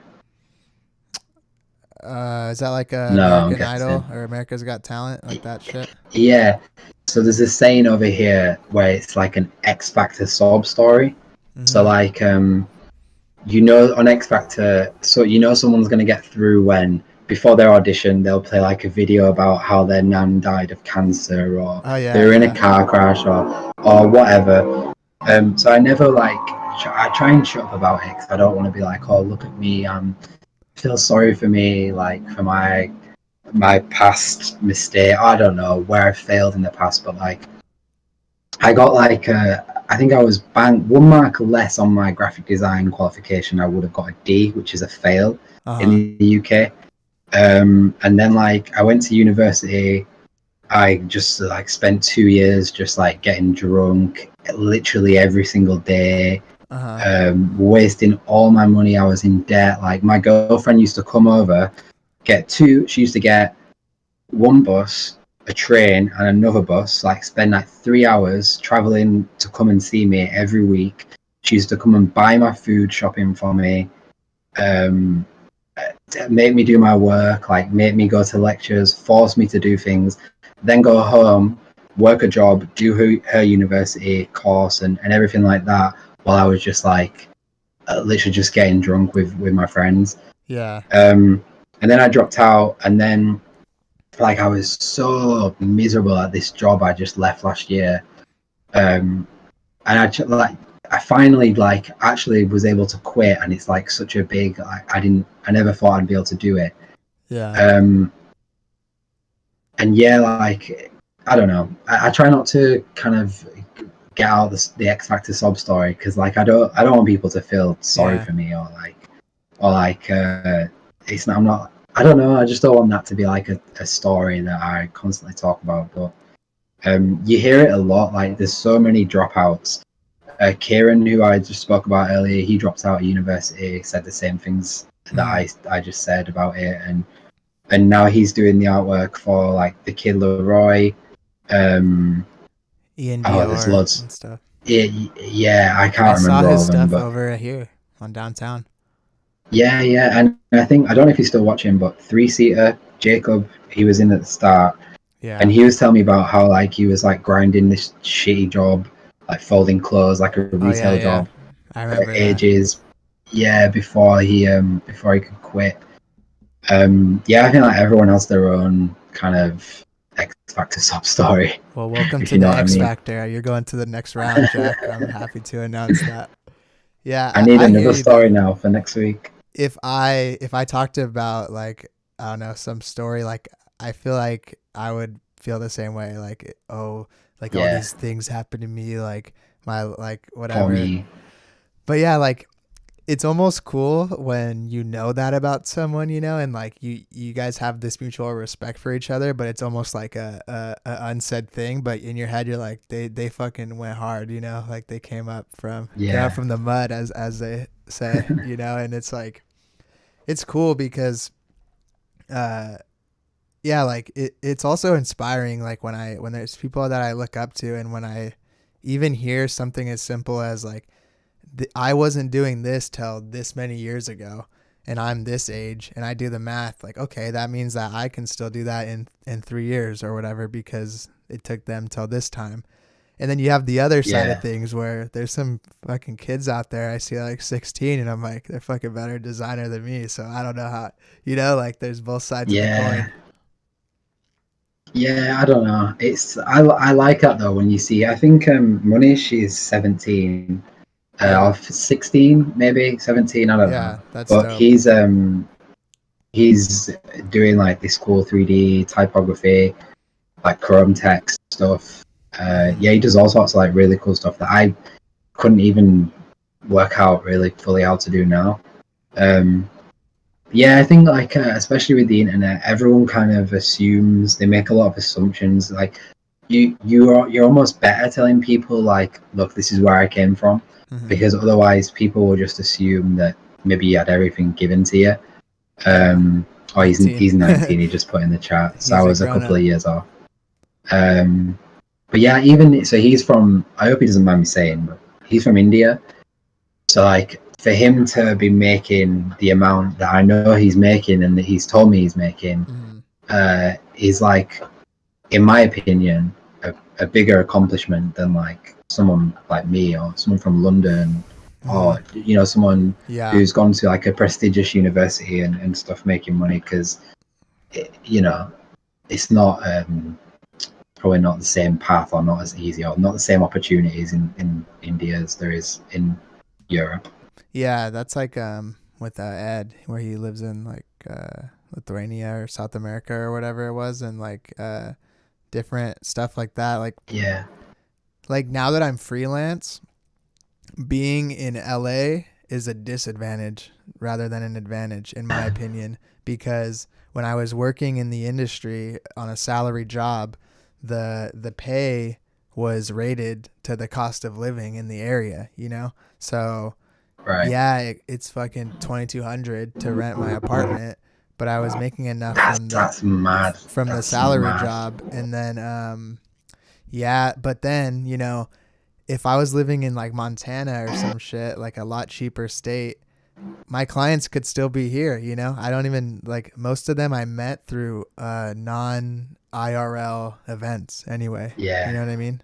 But just then again, I have met a few out here that have become like, people always, I guess I'll go on to this other thing, but people always ask me like about how do I get clients, and I don't really know how to, like, what to say, because I do what everyone else tries to do. I talk about it. I try to put myself in uncomfortable situations in real life. I'll approach people, but like the best thing I can say is treat the clients that you do get with the most respect you can, and do good work for them, because all the best work I've got is from a snowball of, word of mouth. I did a logo for Jack, right? And then Jack's like, Munish asks Jack, hey, where can I get a good logo? And then he goes, from Jesse. And like those clients, like, you already took down the barrier of any like having to prove yourself, so all my best clients are from networking, rather than like, I've gotten like 100 messages for work on Instagram, probably 5 or 10 I've actually pursued. They actually went into the email and we actually got the contract. Everything else is from emailing and like, I don't know, I guess the corporate side of things as well and stuff. Yeah, it's funny how the kind of people you can kind of connect with online, like a lot of my clients are from like Atlanta in America, or some from LA, because the hip hop some from stuff? like North. Yeah, and like I listen to a lot of like UK rap or grime, or I will listen to I listen to some of that stuff. But where, like, if any of my clients like watch this, or if we got on a call, like I'm just like a nerdy English white kid, they'd be like, oh, I didn't realize like who I've hired. But it's funny, like, you can connect with people from like a totally different world, and it goes back to like the same thing I was saying before about like people getting upset with me making a post about women or about pricing or whatever. But it's like where I'm from, we just lost the Euros. You see in any of it in the news. So and like we just lost a big football tournament, and like all the black players are like subjected to like vile, horrible racism and stuff. And it's like where I'm from, I kind of be forgiven for being like ignorant and not being on the internet and not being like aware of these issues about pricing or women and all this other stuff. So you've almost got to kind of say this is where I'm from, otherwise people will assume you're from where they're from. If that makes sense. Yeah, what you're saying is true. Like the less, like, I guess your face and stuff is on. Can you hear me all right? You good? Yeah, it cut out a second. Yeah, I try to just, whenever you freeze, I've just been powering through it. I don't know if you can hear me, but sorry. The less I am on, like, less transparent I am with like who I am and how I look and what I'm interested outside of design on Instagram and different social medias. Sometimes, like, I went to a client meeting in mid city, like in LA, in this big office on like Wilshire, and like they just were emailing me like on some link off of LinkedIn, like in my pictures old, and it was like they went to email and it was all professional, and I just showed up like with my mullet and this like NASCAR shirt on, and they were just like, this is not like, they did not think that that's who I was gonna be. They thought I was gonna be like all prim and proper with like a suit or something, but it's like, now that I don't work at a job, I'm never gonna dress a certain way or look a certain way to impress anybody. Like, I'm done with that. Like, now that, well, that's the good thing about working for yourself is you could be on a Zoom call without pants, freedom, and shit, like, and do whatever, you know. It's like me right now. Me right now, literally. Yeah. That's the thing, like freedom. Like, even if I was making just enough to get by, it's like I can get up whenever I want. Mm-hmm. I can wear like whatever I want. I don't know. I don't have to answer to anyone. And like, that was one thing I hated about my old job, was like, there's so many people I feel like in like a corporate world or like in like a 9-to-5 job who just get like, they climb the ladder just by sucking dick and like just by being like the right I don't know, the right kiss ass and the right, I don't know, and there's stupid people who end up telling me what to do at my job, or like telling me how to dress, or or declining like my holiday, and I'm like, you're an idiot. I could do your job. So that's like the best thing. When I worked at the agency, you know, I had all these art directors and stuff, and some of them were really cool, and like, shout out this guy Edwin. I know he's not watching, but I just don't want to put that out to the world. He was the cool one, but a lot of them, we'd work till like midnight and stuff, and I've kind of talked about this like too much, but just to kind of give people insight on like, that shit's not all glamorous. Like, we worked on big projects, but it sucked mostly in terms of like your mental health, and we'd be there till like midnight, and they were there too. And I was like, Jesus, like, you've been doing this for like 10 years. You're a senior art director and you still have to be here till midnight. And they'd always just be like, they'd have that attitude, you know, that's just the way of the road, boy. Like, that's just the grind. And I'm just like, why is that the way of this? Why can't I go on another road? No one asks why. Yeah, that's it. I remember once there was this guy, I'm not going to name anyone, but there's this guy at my old job, and they were giving out pay rises, and I didn't get one. And I'd asked him like, oh, why? Like, why did this group of people get one, but I didn't? Yeah. And he's super smug, super sarcastic. Yeah. When that's the way the cookie crumbles. And I was like, you're such a dickhead. Yeah, I know. But yeah, same, just to clarify, like, because I did share this stream on my personal account, there are a lot of people who I worked with who are like very intelligent or very nice people, but 100%. Most of them weren't. Yeah, I think that comes from misdirected like anger. Like, they're mad because they had to do that, and it's almost like, well, this is why it's like, why should this guy have a better situation because mine sucked? You know, like when they played the game, so you have to, it's like when people say we should not, this is an argument out here about school, right? Because, you know, it's so expensive. A lot of people say, what the hell, like these like boomers, like they better not cancel loans, or they better not make school for free. I paid $100,000, and it's like, yeah, you got fucked. Like, you shouldn't have had to do that. Like, don't you want your kids to not have to do that? You need to leave. I think it's a bit cringy, but you need to kind of leave whatever you do with your life, like leave it in a better state than you found it in. That's the same thing with all this pricing stuff. Like, it's kind of ridiculous that I started doing this at 12 or 13. Yeah. And I quit my job when I was 23. Like, I did qualifications where I literally would sometimes spend half the day when we would be in class just fixing my friends' software or helping people learn how to. And then I got the shit grade. Or like going to university, and I did go to study music, and I can make music. I can make music all day, even though I've not done it for years. I could do it all day. Mm-hmm. But I don't know physics, or I'm rubbish at maths. And for that reason, like, I would get rubbish grades because I can't tell you all the physics behind the sounds I'm making and stuff. I just think like the academic world and like the corporate world, I'm obviously just not built for it, but Yeah. it's just full of like convoluted like games that you have to play just because the last guy had to play that game too, Yeah. and they don't want 100%. anyone having it easier than they did. Yeah, I agree. Let's see. I wanted to get to a few of these people's comments real quick. Yeah, for last 30 minutes, I had a few more questions for Jack, but pretty open if anyone wants to ask anything. Do you like waffles? I love waffles. Verdict? Okay. Not potato waffles. No potato waffles. But I like waffles.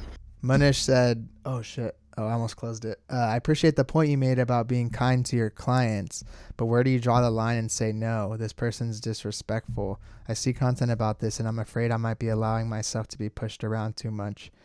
You want to take that first? What do you think about that? Yeah. I mean, it depends. Like, I'm okay with being pushed around or being treated like that if they're paying me well. Mm-hmm. I don't really care. Yeah. Because eventually the project's going to be over and I can just say no to the next one. But I mean, I don't know. It's about if you're in a position where you don't need the money and like it's like, why am I doing this? My bills are paid. I'm fine. I've got food in the fridge. Why are you putting yourself through it? Yeah. What's the point? I agree with that, and for the most part, I try to accommodate my clients because I give clients the benefit of the doubt, even if they're quote unquote like maybe like treating me bad. I never want them to leave and feel like they didn't get what they wanted. That's all I want. I want the client to be able to say, I paid for this. This is what I wanted. This is what I got. That way there's more proof for us to say why things should cost this much. I don't want bad experiences on my name. However, you say don't want to get pushed around. I agree. Push me all you want, but every time you touch me, that should be another added on fee. You know, like if they want an extra, I usually say you get this many revisions, and then after that, each revision costs, depending on how much the project costs, X% of the total price. That way, they'll think a lot more consciously about, is this worth another $200 to have him do the same thing he already did and just like a slightly, because sometimes if they have too much free, like if you give someone unlimited options, they're going to look for more options forever. Really. Like, Yeah. You know Less is mean? More. Yeah. So just be respectful, be nice, but don't be, you just got to find a balance and don't let yourself get pushed around, but also like be ethical. Like don't push around the client either. Like do what you said you're going to do and do it on time. If you're cut your losses. Yeah. If you're not enjoying it, just get it done. Just power out the commission until you can say this is done, and then just start work with them again. Yeah. Broken. By the way, I know this is that topic, but the podcast with Dan Barkle is probably 2 or 3 from this next one, so it's a couple weeks back. What's funny is I messaged Chris Broken about this. Dan mentioned him as a designer he likes on Instagram, which was cool. Kind of cool because like it's nice to see people getting some good shout outs for some good work. Yeah. I have a question. What do you think is the best length for an IG reel? I think the less you can make it, the better. But if you need more, you need more. Like, what's the max? A minute or 30 seconds? It's really frustrating making them because if you have a business Instagram account, or on my phone at least, it lets me go to 60 seconds, but it doesn't let me add music. But then when I switch to a content creator account, it lets me go to 30 seconds and I can add music. But I try to make them as short as possible so that people have to watch it like 5 times I think get the it, music and then I get more views. 1/3 of the battle too. Like if you can't, like I love the music like that. You can find some funny songs like I like you can if you have Spotify, you can find these playlists of like meme songs. I'm going to use a bunch of them in like my next ones. The next one I've got one, it's got the Office theme tune on it. And I've got one with the Sonic theme tune, and I like the intro music. I just thought those would be funny. Yeah. Because they were on Spotify. That's classic. Like Elliot did the one with the Harry Potter theme. Yeah. I could probably choose my music better if I just want to go like more viral and, choose like the most famous like Billie Eilish song or whatever's on the popular page. Cause I know it sorts by that stuff, but I look at the music as like my own little like I just want to be like, this is shit I actually like. I'm never going to put some bullshit on there. Like either whether it be hip hop or like some house music or some old like psychedelic shit. Like I'm just going to put that. And if it goes with it, it goes with it. If not, then you kind of, whatever, Let's see. For example, a guy was very harsh to me and wanted a redesign done after he signed off on it. And he said you should have just. You finished the project in my eyes, honestly. It says here he said he doesn't think you should have to pay.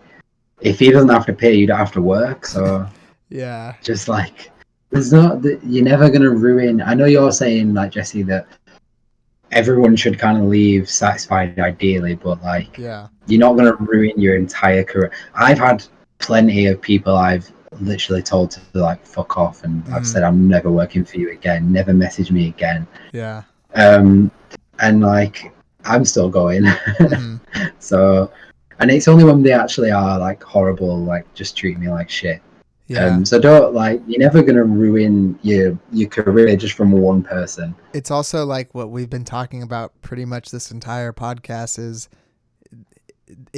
but like that's like my answer to everything. Like this is how I do it, except or but or when this happens. Like don't.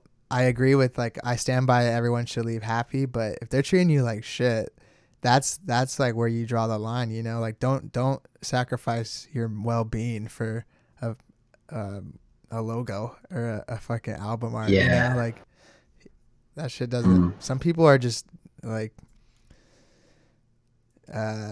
just dicks. I don't know, like for lack of a better word, honestly, and there's no way around it.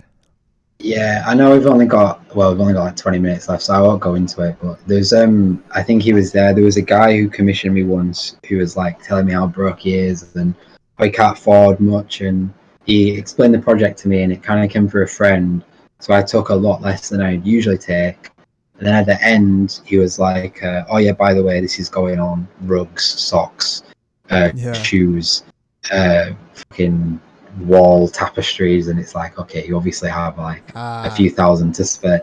And I was that guy, I told him to go fuck himself. That's a big rap like thing I've noticed. Like they pay everyone but the artists. I've noticed, they'll pay 10 grand for a beat, they'll buy the Gucci belts and maybe they're fake or whatever, but they can't afford $20 or something. Is too much for a cover artwork. It's always funny when that happens, but hopefully that answers that question. I use Russian post-punk because I'm #different. Yeah, that shit slaps though. It's very on brand for you with those nice bass lines. Total Psycho, how's it going, man? It's interesting seeing people's real names versus like Twitch. It's usually like a username or something. Jack D. Oh yeah, that's for you. Can you see the question or you want me to read it for you? Do you sometimes get intimidated by a project? Like often I'll be so stressed to start working on commission. I spend hours on something I don't have to make, e.g. just fan art. Yeah, like I have one right now that I'm kind of like a bit worried about because I kind of accepted this commission without really knowing what. I know what they want it to look like, but format wise or it's not album art. So like, because album art is like my thing, my niche, the thing I do, like if you ask me for album art and you don't know what album art needs, I can just tell you all that stuff. But with those ones, you kind of just have to do something, send them something, and then they'll send back maybe like, oh no, I didn't really need that. Or to be fair, you should just ask all this stuff at the beginning. But you asked me if I get intimidated by stuff, and yeah, I do. Unless it's album art, I can do album art all day, every day, for anyone at any time. But whenever I have to do something outside of that, even just a poster, just having it be a different shape, it's like a bit scary. Yeah, and it's. He said something about, but I'll spend hours on fan art or something. I feel the same way where how I was saying posters aren't worth it for me, but I make posters for free. Like, so like Yeah. sometimes I feel like maybe I should just do it. It's better than nothing. It's just, you never want to take on a project for like a hookup price or like giving someone a discount, and then it becomes something that has like, you know, hella revisions or something. Cause then that's when you kind of, that's when like resentment happens and shit, is like when you feel like you're hooking someone up and then it becomes like a bad client and you're kind of like, They don't like it. Yeah. You did something like cool for cheap, and like they don't like it, or they ask for a change. It's like, yeah, that annoys me with album art. Like, especially, I get a lot of people come to me for like their first ever release, and it's like, fine, like you can pay me for it and I'll do it. But then they start telling me like, oh, I want this change, and it's like, I do this every day. Like, I have a page called Album Art Archive. Like, I know this is a good album cover, and you're just gonna make me ruin it. But yeah, and I way I look at price, to me, amount of like shit I'll take and amount of revisions goes parallel with the amount of money that I'm getting out of the project. Like, if I'm doing something for free, it needs to. Yeah, definitely. And I think that kind of goes back to what Manish was saying. Like, just look at it, everything situationally. And I think he said, you don't deserve to feel guilty about that. But the fact that you do feel bad about that situation that means that you're not Because you care. a piece of shit. Like, you know, you're just a human being that is kind, and that's not your problem. It's just something we all kind of deal with. Yeah, exactly. Cloud Coffin from Discord. How's it going, man? And no question. Yeah, I hope you have a wonderful night. You joined right at the end. Yeah, and this will be there for replay too. But what's up, Chris? Oh yeah, cool. How's it going? I had a few questions for you from the Instagram. So what's up, Arch? So do you have any office Crocs? That's a question from Caroline. Harry and I are big on the office Crocs.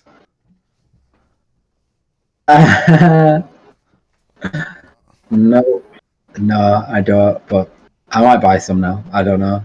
Dude, to join the club. It increases your design skill by like 10%.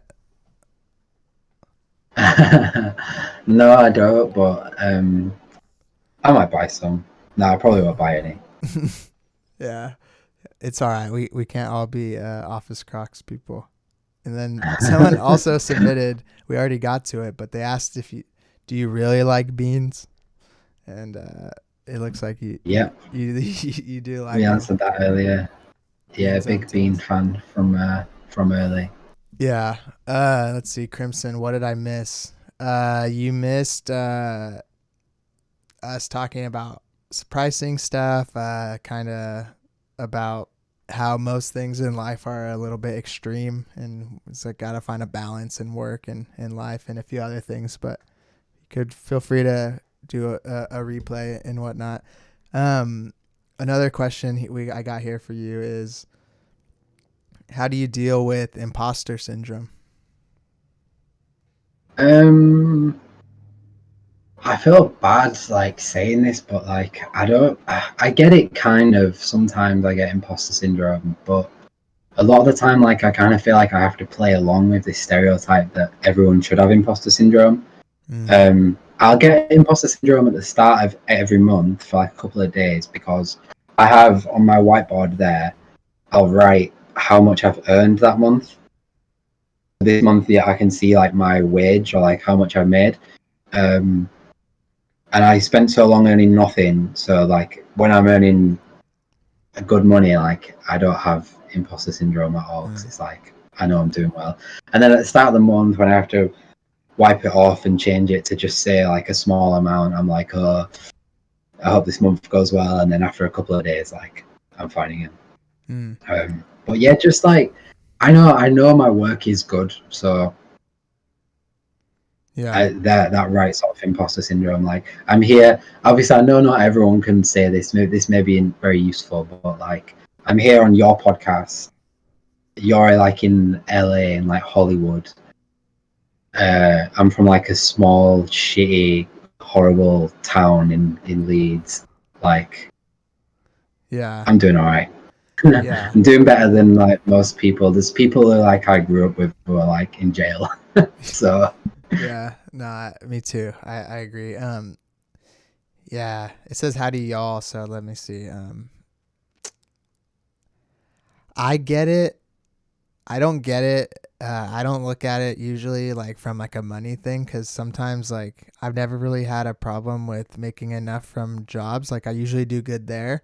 I just sometimes get it when it comes to when I get a really good opportunity, I start to get like nervous that I'm gonna fuck it up and they're gonna say, "Who is this guy?" Like we thought we hired a real designer, not this 23-year-old kid that is fucking on on Discord, like talking about all this stuff. And it's like, I get it there. I think I get it, but it's less of a career and a skill thing. It's more of like just me being maybe self-conscious about like myself, and just feeling like I don't deserve it or something. But the way I deal with but that's that, because what's up? we were saying before about the people, like there's the two conversations. One of the conversations is that design is not a career and art is not a career and art is not worth money. And then the stuff I say says pay people thousands, and then the truth is in the middle. Mm-hmm. But that's like you feel like that because of all the stupid stuff about, if you were just a plumber fixing toilets, like you would never hear a plumber say, "Oh, I got hired for this job and I was worried if I can fix this pipe." Like they would just be like, because no one talks shit about plumbing as a career, but Yeah. you're still self-employed, like doing like freelance work. Yeah. Like That's so a good point. you shouldn't, your work's really good anyway, so you shouldn't feel like that. But Yeah. that's why you feel like that, because there's people out there that like kind of push this narrative that it's not a real job and stuff. Yeah. Yeah, you're probably right. And I think sometimes I forget how much I didn't know at one point. Like there's that whole graph I've talked about on the podcast before. It's like skill and like feeling like confident in your skills. Like as your skill goes up, you thinking stuff goes down because you realize there's so much you don't know. When you're young and you first start getting into Photoshop, like you do a few things, you think you're like a beast. You're like, damn, I learned masking. Like it's game over or whatever. But then once you realize, like I think Albert Einstein, he said, like I know being the quote. smart.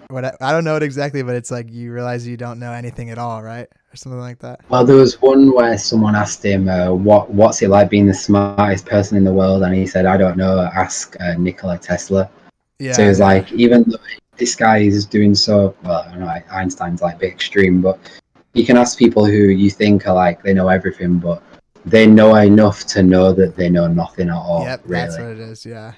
Yeah. All I know is that I don't know nothing. That's pretty much. I know it. The quote is like, I know enough to know I know nothing, or I don't know, something like that. Exactly. Well, I'll get Einstein on the pod and I'll clarify with him and ask him what he was thinking at the time. Let's see. What did Jack, you're doing awesome. Yes, agree. We all downplay our skills sometimes. How many tattoos do you all have? Did Jesse's sleeve hurt a lot, and how long did it take to complete? You can go. Go on. Well, I just got the skin trust tattoo. Sick. Yeah.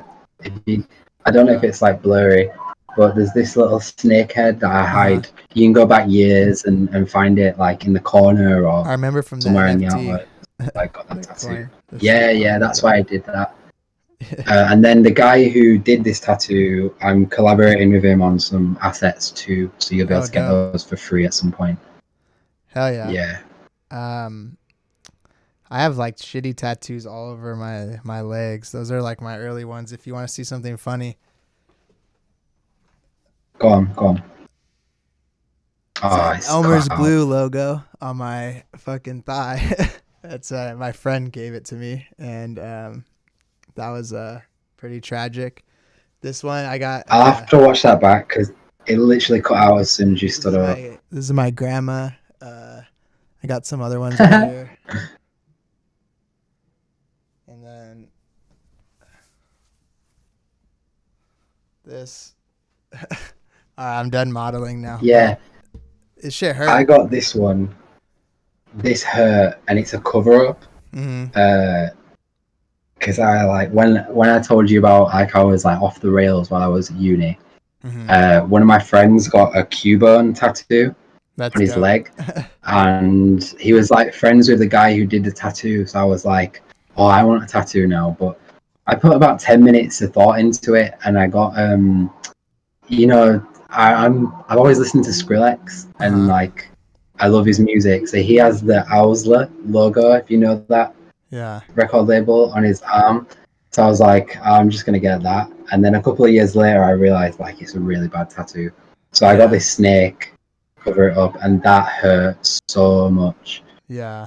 But I still have more. Crimson. Yeah, by far you would think the moth tattoo is really cool. You would think it'd be the elbow or like in here, but by far the most pain I've ever probably felt for like a continuous 30 minutes was right here in my armpit.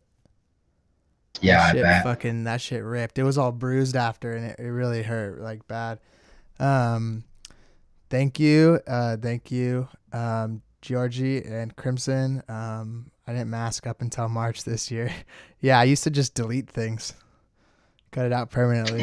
That sucked. Yeah, and then you see a mistake later, and you're screwed. So I used to do a lot more. Yeah, gotta go back. That's why I never really show myself, because I'm a young woman and some people think they can do whatever with me. Sucks. You have to grow. Yeah. I can't even imagine. Like, I already feel like being young or being, like just not this like super experienced, like corporate professional. You already get like weird side eyes when you're working with big agencies and studios. But like, I can't imagine like being a woman, because you also have to deal with just like if I tell someone a price and they don't agree, the worst thing they'll say is like, whatever, bro, your shit's trash anyway, or something. Like, being a woman, like they can say things that are way more like just demeaning and mean, like whatever, you're like a girl, or like just like gross sexual stuff. And like, there's so many like, there's just so many like shitty, disgusting, like kind of humans. And like, I think if I was a female, I'd probably be a lot more anonymous with my design and stuff. Yeah, same. Like, and this is I didn't really know that was like a big issue until maybe January or February. And I was telling you before, like I've got all these like friggin' Nerf guns and stuff because of my niece, and I've got the Pokemon cards because of my niece, who's 6 now. Because your niece, right? And but I did some paint assets, and she came over and did them with me, and she was like, she's too young to understand, but she was like saying, oh, she would do this as a job when she was older. And then when I realized, oh, like it's probably quite hard for women to do all the things that I do without being like sexually harassed, basically. Yeah. That's kind of part of why I made like the initial posts on that kind of stuff. Mm-hmm. Yeah. Just because I wouldn't want that'd really annoy me if I encouraged her to get into it and then she got sexually harassed. You know what I mean? Yeah. It's just like, I don't know.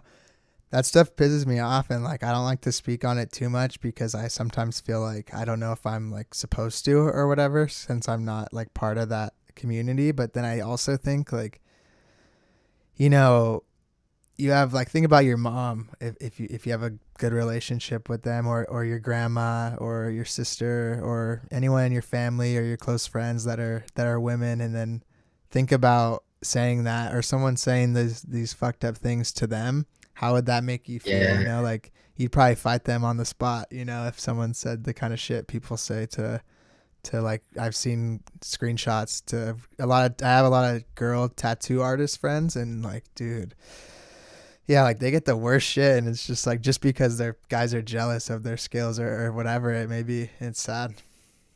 Yeah.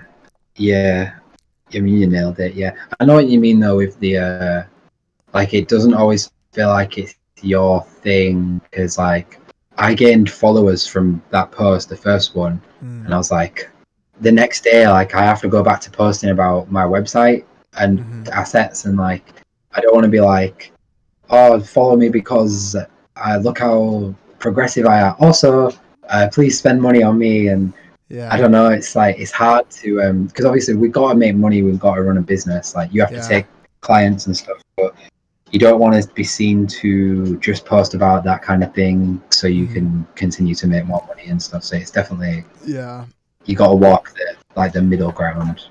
That's like when I talked about this with Keezy on the pod, and we said something along the lines of like, creatives are so bad at just like asking to be valued or like for someone to actually pay for something for once, because we give so much stuff away for free.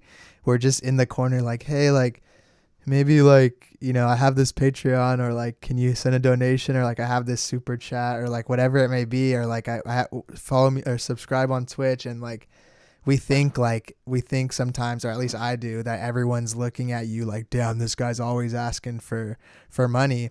But then you realize it's like I was saying about your posts, not everyone sees that every time. So they're probably not like just sitting there thinking like, this guy needs to cut it out with the like shilling or whatever, because it only happens like, I don't know. I think that creatives just get into their head, and like not everyone's worried about you all the time, you know, like just do your thing and do what you want.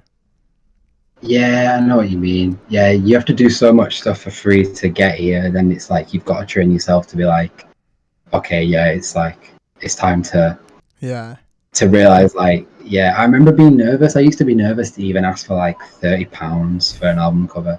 Yeah, it's crazy. Yeah, and you find yourself like you've already started doing work. Like when I was really inexperienced, I mean, like you've already started doing work, and it's like, oh, I'm still not even like discussed price because I'm so scared. Yeah, I've been there, and like it's crazy. Like it's like we were talking a little bit earlier about how I said sometimes if you get a big project that pays really well, it can make you like ungrateful or like jaded to other stuff. But then like no more than a year ago or 2 years ago at the most, like I was doing stuff for criminally low prices. I was just doing stuff for fun because I thought it was just like my duty to help out a friend or something. Yeah. And it's like it's all relative, you know. Once your prices go up, it's like you said, once you hit that point, you don't want to go back below it, because you're like, you know, you got a taste of the good life or whatever, and now you're yeah, exactly. But I don't know, it's just you just gotta like remember where you started and stuff. Yeah. Let's see. I think what we'll do right now, unless anyone has any other final questions, I appreciate all you joining in, or let's answer this question from Crimson, and feel free to send one right now. But other than that, I think we could wrap her up there. You can go ahead and take that one, Jack, first, if you like. So, do you think a degree in graphic design is necessary to succeed in the industry as of right now? So, like, the industry, it depends. Like, there's so many, design exists in every industry. So, if you want to do some, like, corporate thing, then probably yes. But I've never, ever been asked about qualifications, or I don't have a CV. My LinkedIn I don't have a LinkedIn, really. I just have the profile. I've done all this work like for music projects without any qualifications, really. But I don't know, like my friend, one of my like best friends from school, Adam, he might watch this back, so hi Adam if you do. But he works for this agency in Leeds called Live and Breathe, like pretty big agency. They do work for like Southern Comfort. I don't know if you have that over there. The alcohol? Yeah, they do all that stuff, and like if he didn't have his degree, he went super smart academic guy, went and like got the max top grades in everything always, and wouldn't have got his job without that. But he probably would never.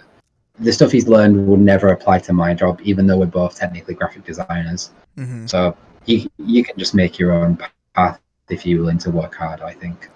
Yeah, and I feel like I've like beaten this point like to death, but seems like every question it's like, do I think you need a degree to succeed? No, but I do think you need a degree to even get the opportunity to succeed within salaried positions. I really think salaried. if you don't want to freelance, if you're fucking badass and you're a good designer and you can freelance right away and you don't need to work anywhere, you don't need a degree because it doesn't matter, right? If you want to work in an agency or a studio or work in-house for a company or work for, anything like that, it doesn't matter how good you are. They have algorithms, they have machines that scan resumes. Like if you don't even go to school, you've already lost 80% of your opportunity just because they're still like, I think that it's the same way as they look at it as like a rite of passage. Well, we went to school. We had to do this. It's a part of your destiny. You have to. Yeah. And I went to school and I don't regret it whatsoever other than the debt. But like I knew I wanted to work at a pretty big but I wanted to work at a studio and an agency, and like I'm not really cutting that. I have, and I might work at another studio within the next few years. So I'm glad I have that. But yeah, I think you made a good point saying what industry. It really is the more professional it is, the more likely they're going to ask about education. Honestly, that's what I think. I think the Crimson would probably benefit from that because I'm familiar with his work. Like I've known him for a few years, and he does like this typography. Cool. You probably would benefit from it because you'd probably like learn all the other stuff. Like you're really good at typography, but maybe like there's a lot of other parts of design that you've not touched yet. So you'd probably benefit from some kind of education, but it's definitely nothing. Just knowledge wise, it's nothing you can learn off YouTube. It's just kind of ticking the box to get into the interview and stuff like that. And also I just like I talk a lot of shit on school and like debt, but like to defend it for once, man, I learned so much that if this matters to you at all, then take this with a grain of salt. But I learned so much about non-design things in school that I really like shaped my personality and like how I view the world. Like just like some of my favorite courses were about, like religion and science and stuff, and just crazy things that changed my perspective. That's so weird because in the UK, if you go and study design, like you can't. I know you pick like a major and I don't know what else you do, but like if you study design, like you'll only do design. You can't go and do gender studies. I don't know. Because I went to a public university, and those are like what you're talking about. We have that, but that's like a private design school, and it'll be like even more money than. Like, it's the only option here, though. Like you can combine courses. Like I have a cousin who did history and English combined, and it's like that's such a niche, weird thing. And I know she would have had to through a load of hoops to even get on that. Such an uncommon thing. But yeah, like I know Crimson is in America, so you probably benefit from your advice more than mine. Cool. Well, I hope that helped, Crimson. I hope that I wasn't just rambling on that one, but thank you again, Jack. I really appreciate you coming on and chatting with me and doing the live. And then I also thank you for everyone who chatted and joined, and feel free to watch this back. It'll still be up on the channel. It won't be audio, but it will stay on the YouTube channel. But is there any you got any last words, Jack? Buy Night Vision. Don't go on Jesse's Patreon. Go on elementarchive.store. Or subscribe to my channel because I don't have any videos and I've still gained like 60 subscribers in like 2 months. Are we gonna see some soon or no? I don't know. I recorded some, but they're so bad. But I'll start uploading if I can get to 1,000. I'll start uploading. Okay, you heard it. And Munish Parsons, dope ass school. If you can somehow afford that $75,000, go. Motel, thank you. I appreciate it, and thank you everyone. You guys are awesome, and I'll probably do another live in a month or so. If you have any opinion on someone you'd want to see on the live that I've preferably had on in the past, feel free to shoot me a DM. And once again, Jack, appreciate it. It's always good talking to you, dude. Anytime. I'm sure I'll do it again. Hopefully I'll have better internet. So yeah, cool. Yeah, all good. Peace out, everyone. See ya.